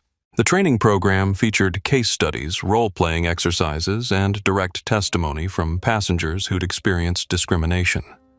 Dr. Bryant herself participated in the executive sessions describing her experience and the federal response it triggered. When Jessica Martinez denied my bathroom access, Dr. Bryant told the assembled executives she didn't just violate my dignity.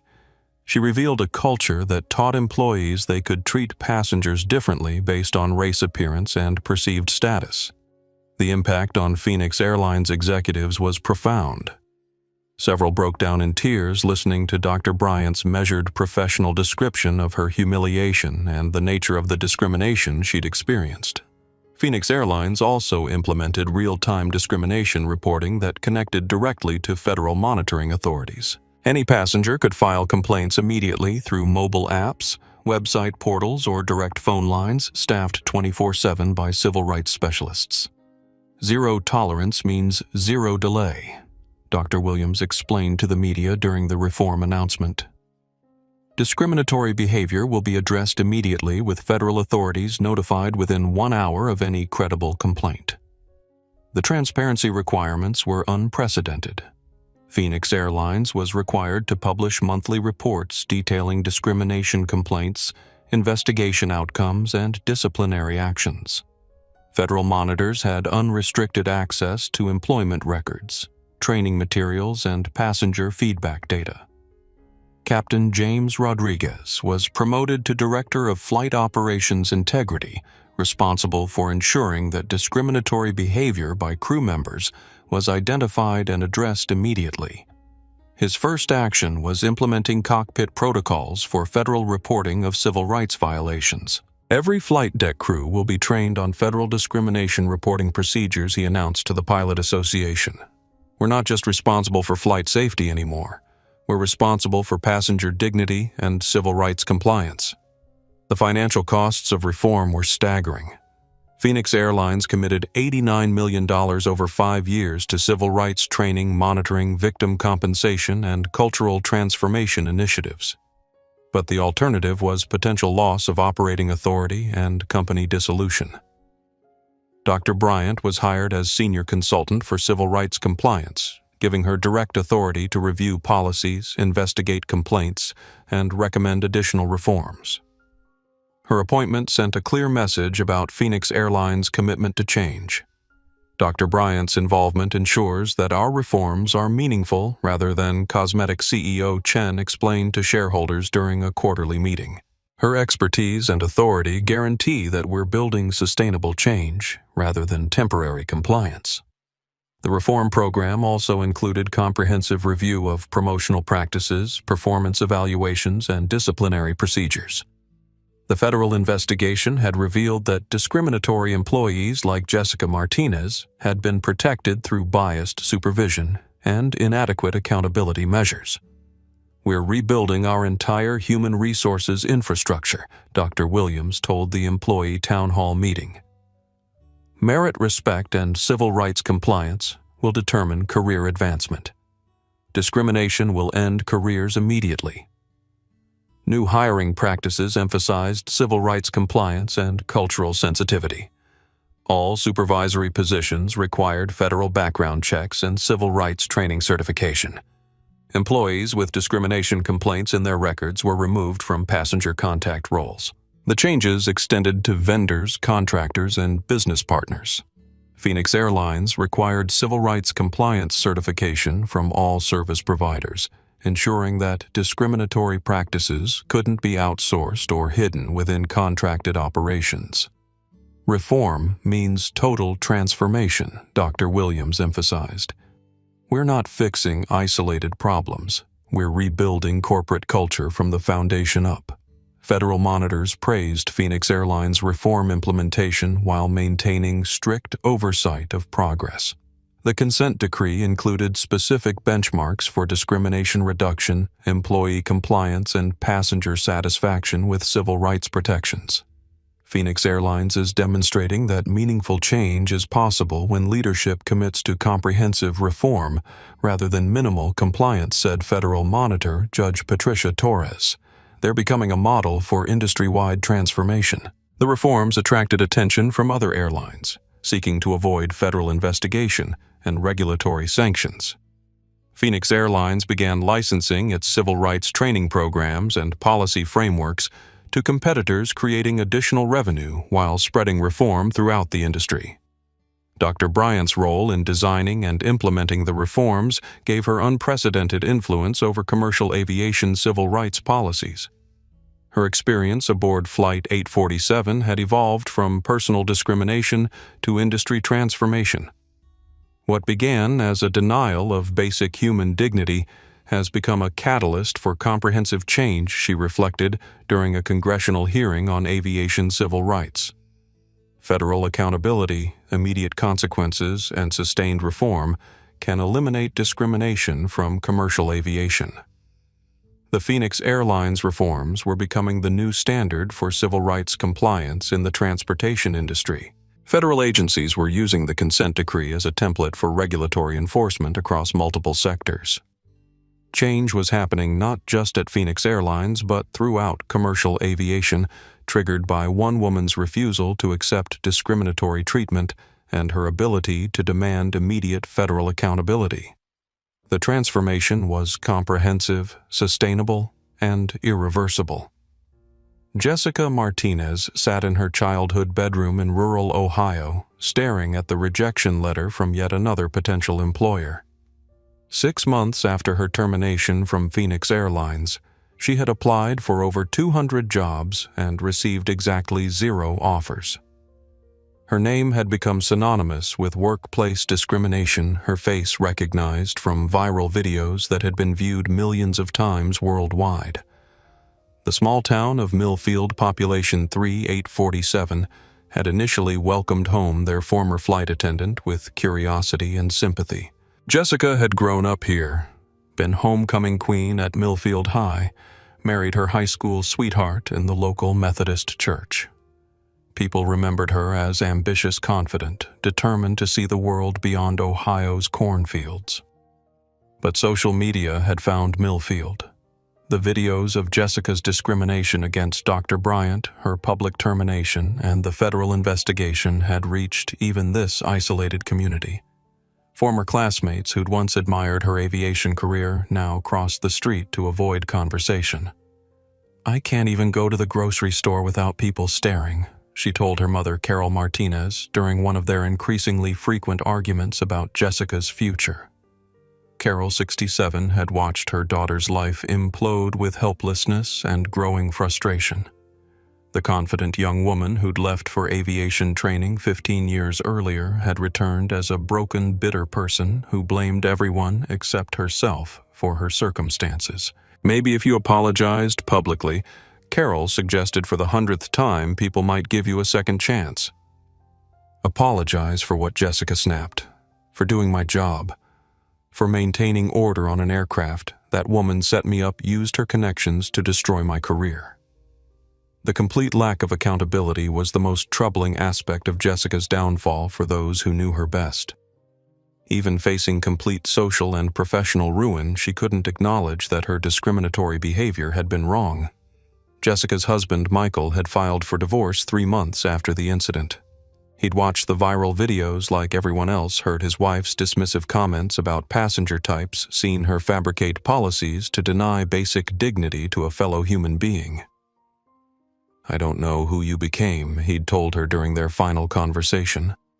"The woman I married would never have treated someone like that." The divorce proceedings had been swift and final.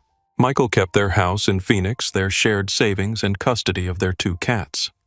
Jessica was left with legal bills, social media infamy, and a completely destroyed reputation. Employment prospects in aviation were permanently closed. The Federal Aviation Administration had flagged Jessica's termination for discrimination in all industry databases. No commercial airline charter service or aviation company would consider hiring someone with federal civil rights violations on their record. But the employment blackout extended far beyond aviation. Retail managers, restaurant owners, and service industry employers all declined to hire Jessica once they recognized her name or face from the viral videos. Being the face of workplace discrimination made her unemployable in any customer-facing role.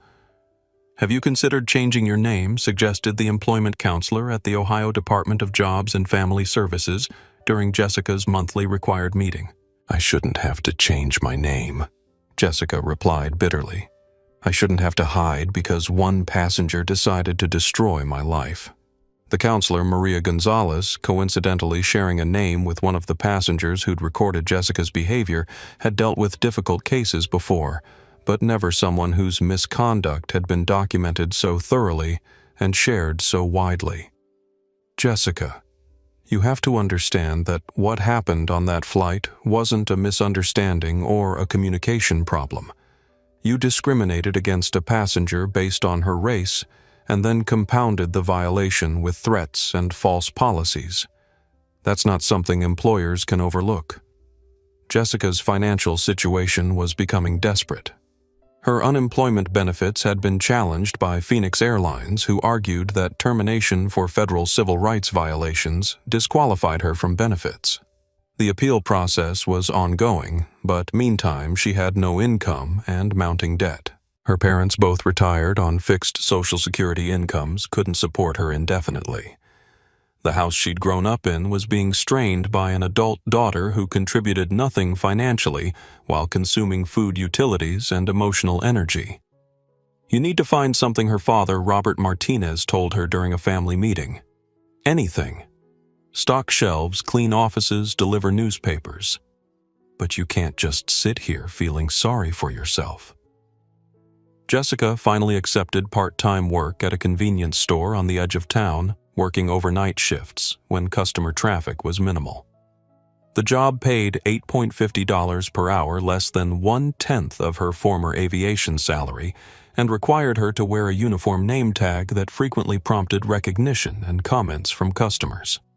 "Hey, aren't you that racist flight attendant from the videos?" was a question she heard several times per week. The constant recognition and judgment took a psychological toll that isolated Jessica even further from potential recovery. She couldn't rebuild her life when every interaction reminded her of her fall from professional grace. Social media continued to haunt her despite deleting all her personal accounts.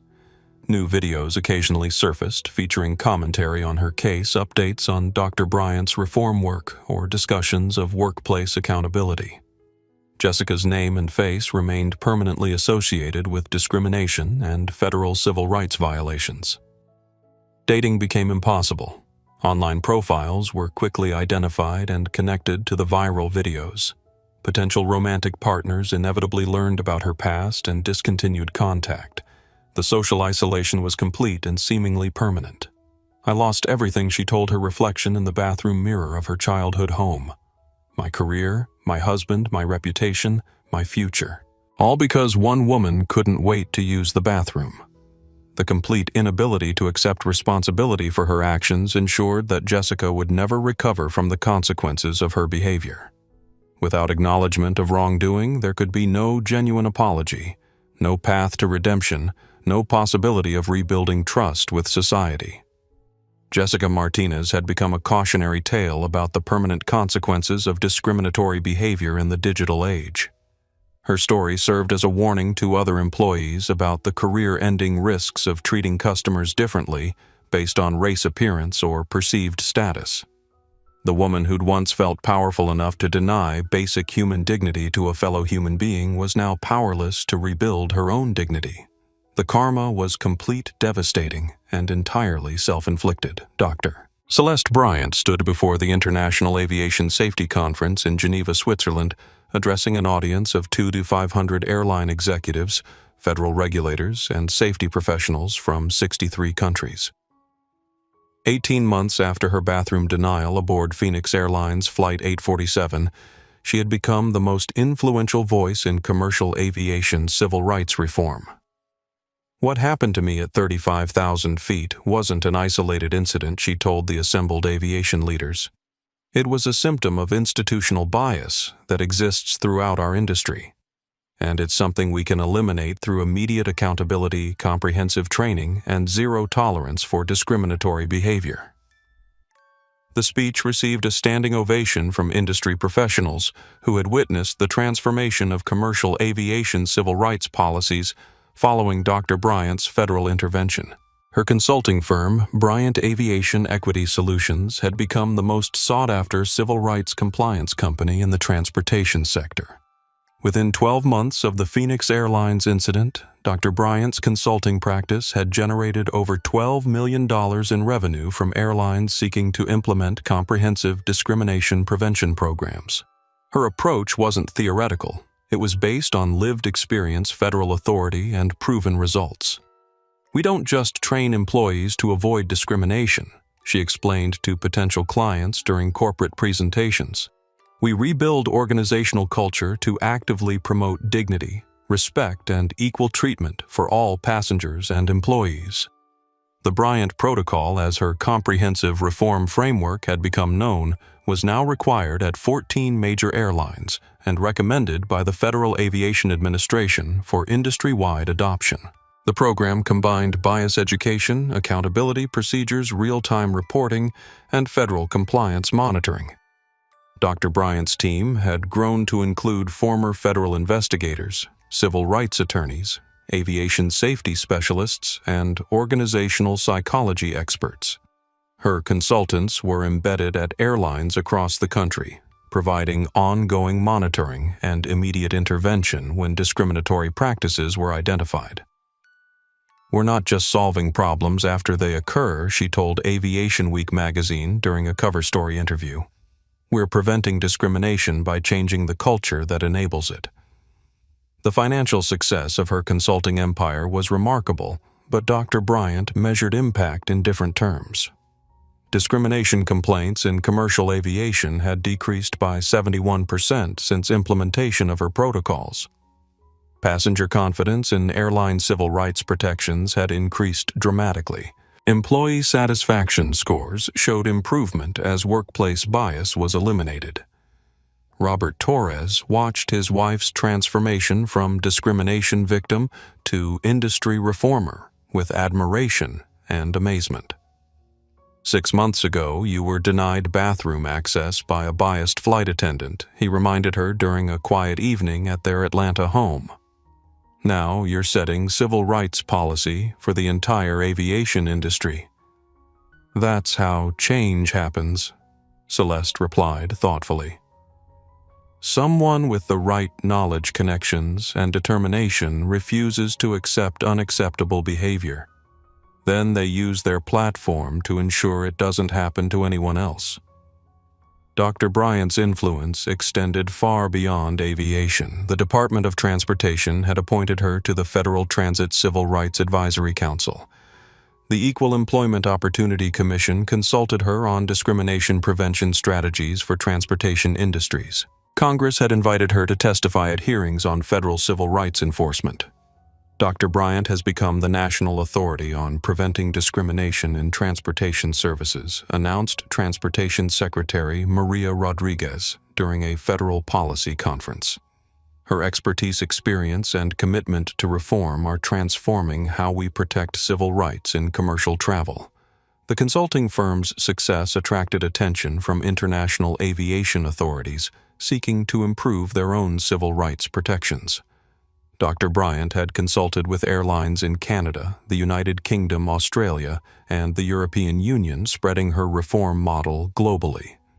Discrimination is a universal problem that requires universal solutions, she told the International Civil Aviation Organization during a policy summit in Montreal. The principles of dignity, respect, and equal treatment transcend national boundaries and cultural differences. Her academic work had also flourished following the Phoenix Airlines incident. Dr. Bryant had published 12 peer-reviewed papers on aviation civil rights, workplace bias prevention, and federal accountability mechanisms. Universities were incorporating her case study into business ethics, civil rights law, and organizational behavior curricula. The Bryant incident has become required reading in MBA programs across the country, noted Harvard Business School professor David Chen during a case study discussion. It demonstrates how individual accountability and federal intervention can transform entire industries.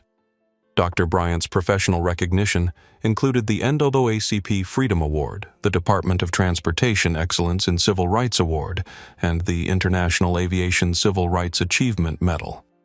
But the recognition that meant most to her came from passengers who'd experienced improved treatment because of her reforms. "I got a letter last week from a young black woman who was traveling with her elderly grandmother she shared during a conference keynote address. She wrote that airline staff treated them with respect and dignity throughout their journey. She didn't have to worry about discrimination, humiliation, or denial of basic services. That's the legacy I want from my experience." The Bryant Foundation, established with proceeds from her consulting work, provided legal aid to transportation discrimination victims and funding for civil rights research. The organization had assisted over 300 passengers in filing successful discrimination complaints and recovering damages from transportation companies. Dr. Bryant transformed personal trauma into universal progress, observed civil rights attorney Sarah Kim during a legal symposium on transportation equality. She didn't just seek justice for herself, she created systems to ensure justice for everyone. The consulting empire's success demonstrated that discrimination prevention was good business as well as moral necessity. Airlines implementing Bryant protocol reforms showed improved customer satisfaction, reduced legal liability, enhanced employee morale, and stronger federal compliance ratings.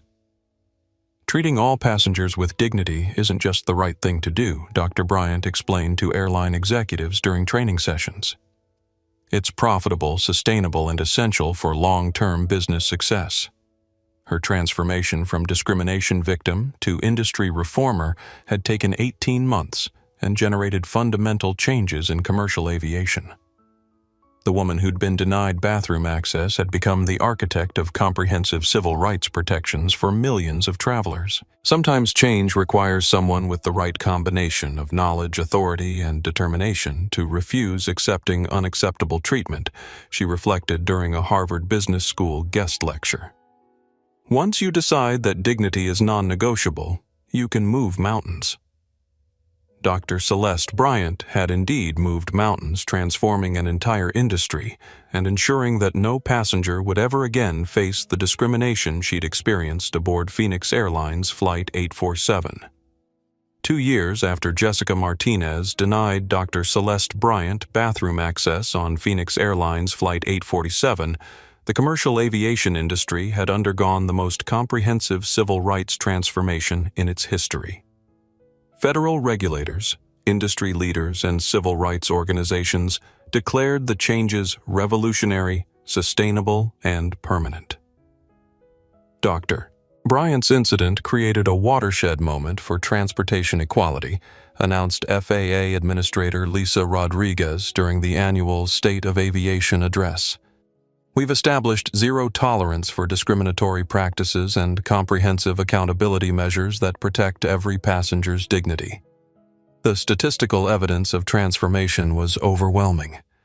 Discrimination complaints across all major airlines had decreased by 78% since implementation of Bryant protocol reforms. Customer satisfaction surveys showed record-high ratings for fair treatment and civil rights protections. Employee training compliance exceeded federal requirements at every major carrier. Congressional oversight committees that had initially investigated Phoenix Airlines' discrimination practices now praised the industry's proactive commitment to civil rights protections. The House Transportation Committee issued a bipartisan resolution recognizing commercial aviation as a model industry for federal civil rights compliance. What began as a shameful incident of workplace discrimination has evolved into an inspiring example of comprehensive institutional reform, declared Committee Chair Maria Gonzalez during congressional hearings on transportation equality. Dr. Bryant's courage and the industry's response demonstrate that meaningful change is possible when leadership commits to justice. The financial impact of reform had exceeded all projections. Airlines implementing comprehensive civil rights programs reported increased passenger loyalty, reduced legal liability, improved employee retention, and enhanced brand reputation. The business case for equality was undeniable. Phoenix Airlines, once facing potential bankruptcy due to federal sanctions, had become the most profitable carrier in North America. CEO Robert Chen attributed the turnaround directly to civil rights reforms that attracted passengers and employees seeking respectful treatment. "Our commitment to dignity and equality isn't just morally right," Chen told shareholders during the company's record-breaking quarterly report. "It's the foundation of our business success." Passengers choose airlines that respect their humanity. International aviation authorities had adopted Bryant Protocol standards as global best practices for civil rights compliance. The International Civil Aviation Organization incorporated anti-discrimination training into mandatory safety curricula. Airlines worldwide were implementing real-time reporting and federal accountability measures. Dr. Bryant's influence has transformed civil rights protections, globally observed European Union Aviation Safety Agency Director Patricia Williams. Her protocols are now standard practice for carriers operating in 27 countries. The academic study of Dr. Bryant's case had generated new fields of research in organizational behavior, federal accountability, and discrimination prevention. Business schools, law schools, and public policy programs used her incident as a foundational case study for leadership ethics and social responsibility curricula. The Bryant case demonstrates how individual courage combined with institutional authority can create lasting social change, noted Stanford Graduate School of Business Professor Michael Torres during a symposium on corporate accountability. It's become required study for anyone seeking to understand effective civil rights enforcement. Technology companies had developed specialized software for real-time discrimination reporting, automated bias detection, and federal compliance monitoring based on Dr. Bryant's recommendations. The aviation industry had become a leader in civil rights technology innovation. Dr. Bryant's vision of immediate accountability through technology has revolutionized how we prevent and address discriminatory behavior, explained Civil Rights Tech Solutions CEO Angela Foster. Her specifications for reporting are now industry standard across multiple transportation sectors. The ripple effects extended far beyond aviation. Bus companies, rail services, cruise lines, and ride-sharing platforms had voluntarily adopted Bryant Protocol reforms to prevent discrimination incidents that could trigger similar federal investigations. Transportation equality had become a competitive advantage. No transportation company wants to become the next Phoenix Airlines, observed Department of Transportation Civil Rights Director Janet Torres. Dr. Bryant's case established precedent for swift federal intervention and comprehensive accountability that has motivated industry-wide reform. Professional associations had established the Bryant Award for Excellence in Civil Rights Leadership, recognizing individuals and organizations that demonstrated exceptional commitment to equality and dignity in transportation services. The annual ceremony attracted international attention and celebrated ongoing progress. Training institutions had developed specialized certification programs for civil rights compliance officers based on Dr. Bryant's consulting curriculum. Over 3,000 transportation professionals had earned Bryant Protocol certification, creating a workforce specifically trained to prevent and address discriminatory practices.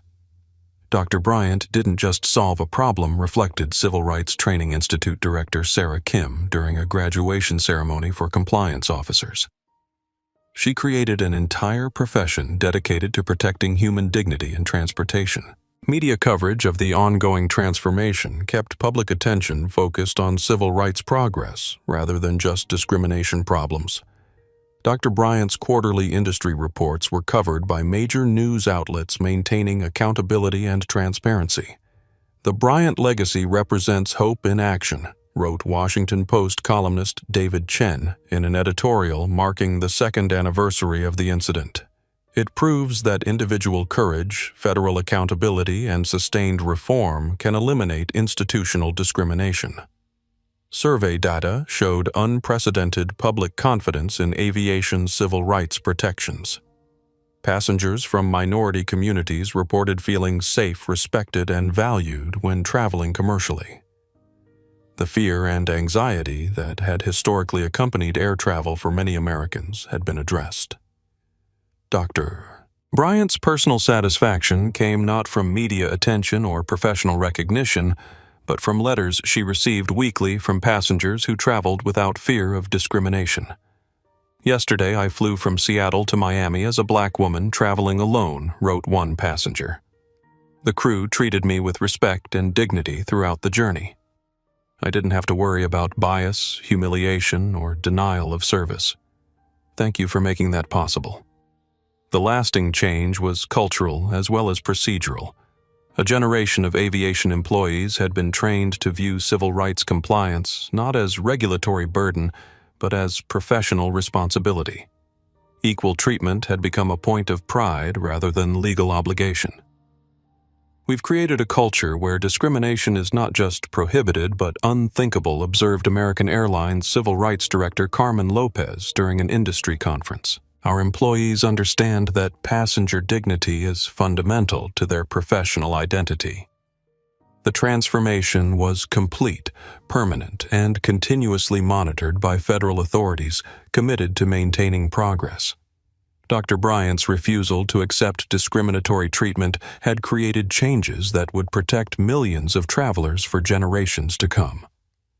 Commercial aviation had become a model industry for civil rights protection, institutional accountability, and cultural transformation. All because one woman decided that dignity was non-negotiable and had the knowledge and authority to enforce that principle at the federal level.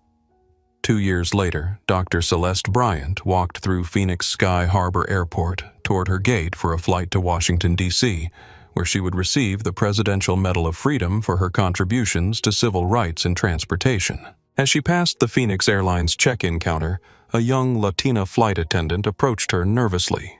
"Dr. Bryant," the woman whispered, her voice filled with emotion. "I'm Sophia Martinez.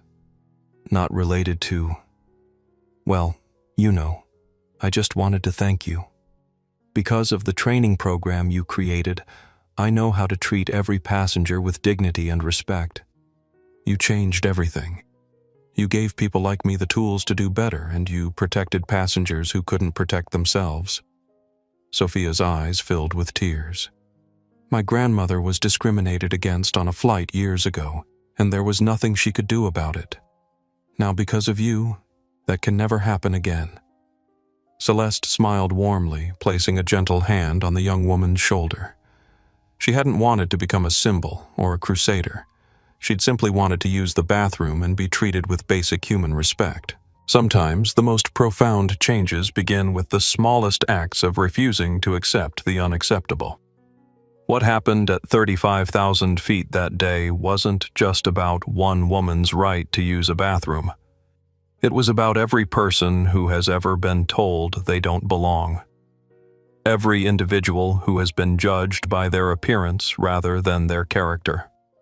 Every human being who deserves dignity simply because they exist. Dr. Bryant hadn't just stood up for herself. She had stood up for the fundamental principle that respect is not earned through status or appearance, but owed to every person as a basic human right. If this story moved you, share it with someone who needs to hear it. Not for clicks or views, but because dignity is non-negotiable and justice is possible when we refuse to remain silent. The next time someone tries to diminish your worth, remember that you might be the one person with the power to change everything. Your voice matters. Your stand counts. And sometimes the most important phone calls in history begin with just one person who decides they've had enough. Don't forget to hit that like button if this story inspired you. Subscribe to our channel for more incredible true stories of justice and accountability, and share this video with someone who needs to be reminded that standing up for what's right can literally change the world. Thank you for watching, and remember, your dignity is never up for negotiation.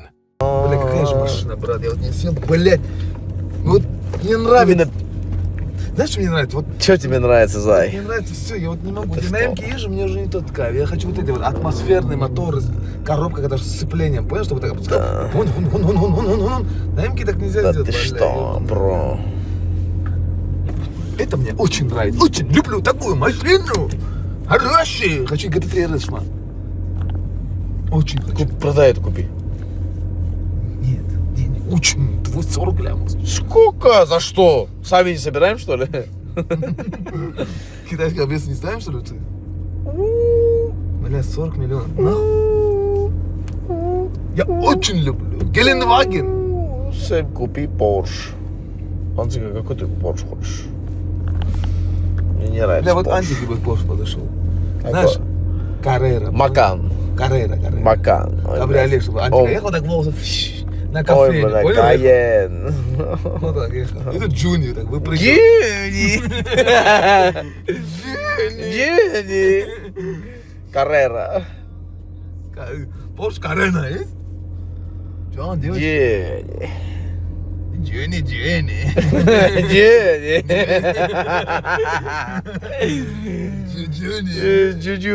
Джуни. Шма, надо полный хаш делать, брат, Вот он именно. сделал. Что, именно контент, чтобы был. А такой именно. Ах, ты эту машину еще купил.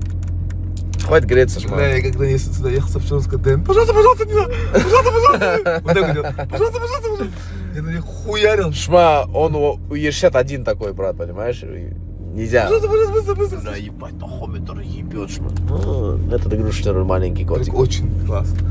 Мы, блядь, Тан, понял, Мать по трассе тебе ехали это- 30. Да. Тан, мой брат БМВшник на X5 сзади вот так номера спустил, за мной ехал. Красавчик. Бля, мужчина, Мужчина он, блядь. Блядь, а этот тоже мне, этот гандон, блядь, как говорящая кукла, блядь. Пожалуйста. Да, жалко меня не было. Всю дорогу, Сука, как бы блядь. я тут тусил там, бля.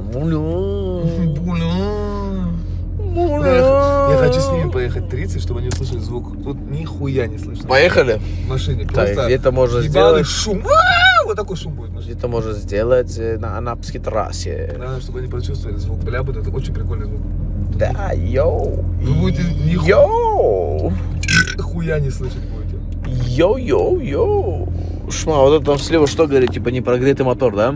Да. Классно, кстати, значок, смотрите, пацаны. У этой богатой твари слева значок показывает, типа... На мой пробег 7500.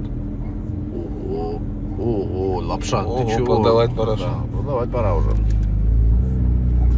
Свинина ты, Лапшан. Какой рубль ебаный? Я его рот ебал. Шма, ты забег, подожди, мой ара. Подожди, ара. Тихо, Шма, ты чего? Я его видел, он говорит, обогнал меня. А. Нахуя не знаю. Спешить куда-то, наверное. Шма, тут какая-то затея, какая-то странная. Какая-то затея там, Шма. Это кто-то сперму кинул туда, друг. Не знаю, там, просто видели, да, это? Нагоните его. Ты видел? Ты видел? Нет, ты видел? Нагони его. Шма, и чё за машина у тебя такая? Давай, показывай. Очень классная машина. Дружище. Холодная машина, холодная, тихо. Блядь, гребни переплетены, блядь. Бля, занесло, брат. Машина холодная, не гонись, сука, маленькая. Прогрей. Бля, нормально, у меня Ну, еще горит, видишь? 60, ну да, Горит. Горит, но 60 градусов масла. Не гоняй. Зай, не гоняй. Она тоже была прикольная, если честно. Даже дай здесь пока. Не гоняй, ну. Не гоняй, Шма. Сура, велик, где твой близняк, Шма? Он мне спрятан под подошвой. Город под подошвой.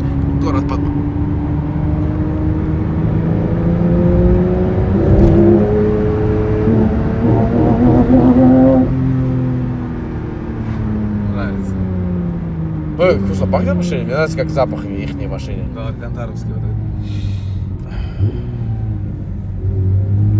Не балуйся. Загрелась? Лапшан. Да. Лапшан, не балуйся.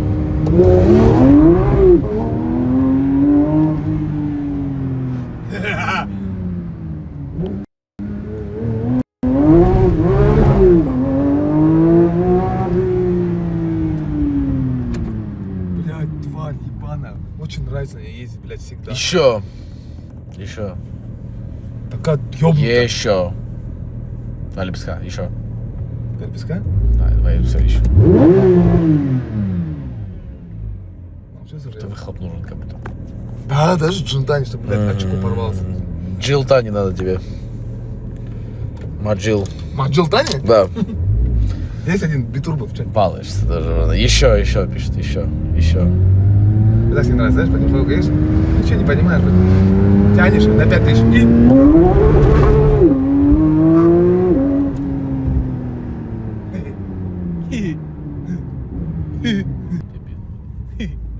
Не балуйся. Где Веста? Подожди, кайфует машина. Очень нравится, от 5000 я только начинается езда. 5000. Знаешь, вот так делаешь. Джульпани есть выхлоп? Это Веста новый, пацаны. Джульпани. Оцените новый Веста салон. Вот у нее новая Алиса. Алиса, включи Арамастрян Асим часы. Включает. Сломался, что? А им надо на Вот их так стоишь. Все.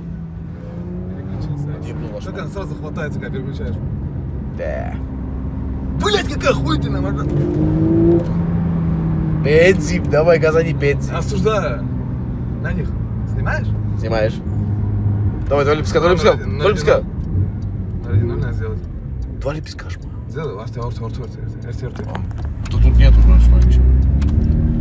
Два лепестка? Да, ты чё? Да, такой хаш был, братан, там сейчас был. Съемка нижняя, тире 93.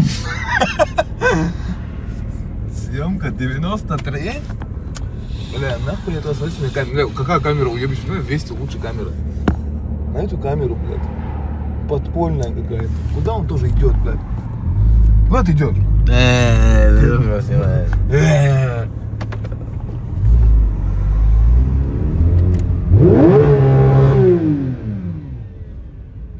Вот что-то на пылесосе работает.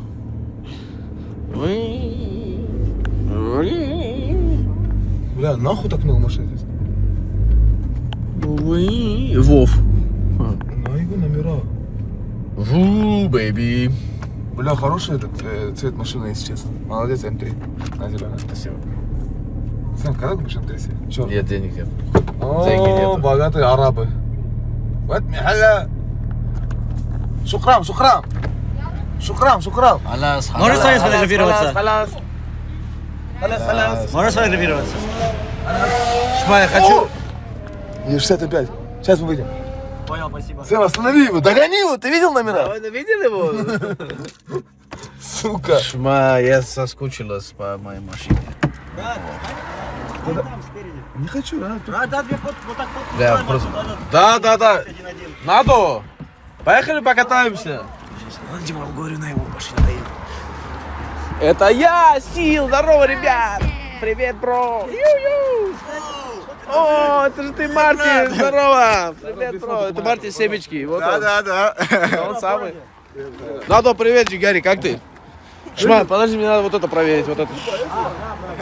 Сэм, не покупаешь, что ли, ее? Ладно, сейчас посмотрим, купим я ее или не купляю. Сэм, тест-драйв не делаем мы? Делайте, газ. Траш-тест. Ты первый, Шман. Да, я Первый. первый. Прогрей машину. Я как парш работает. Да, давай, ты первый. Халас. Халас, хабиби. Халас, как ты? Ахвер, нормально, как? Всё четко. Ого, его кожу. Ты звонил, писал мне? На стриме я был. Здорово, братья. Сегодня писал, звонил, или? Час назад. Куда звонил, писал, или?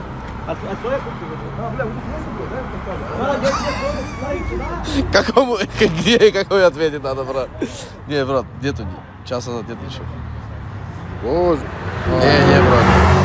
Может, на другой номер, хотя у меня один. О, 90 проехала. 90. Чья? Самая быстрая, братан. Самая быстрая, Вот они только мои. самая красивая, самая братья. поклонники.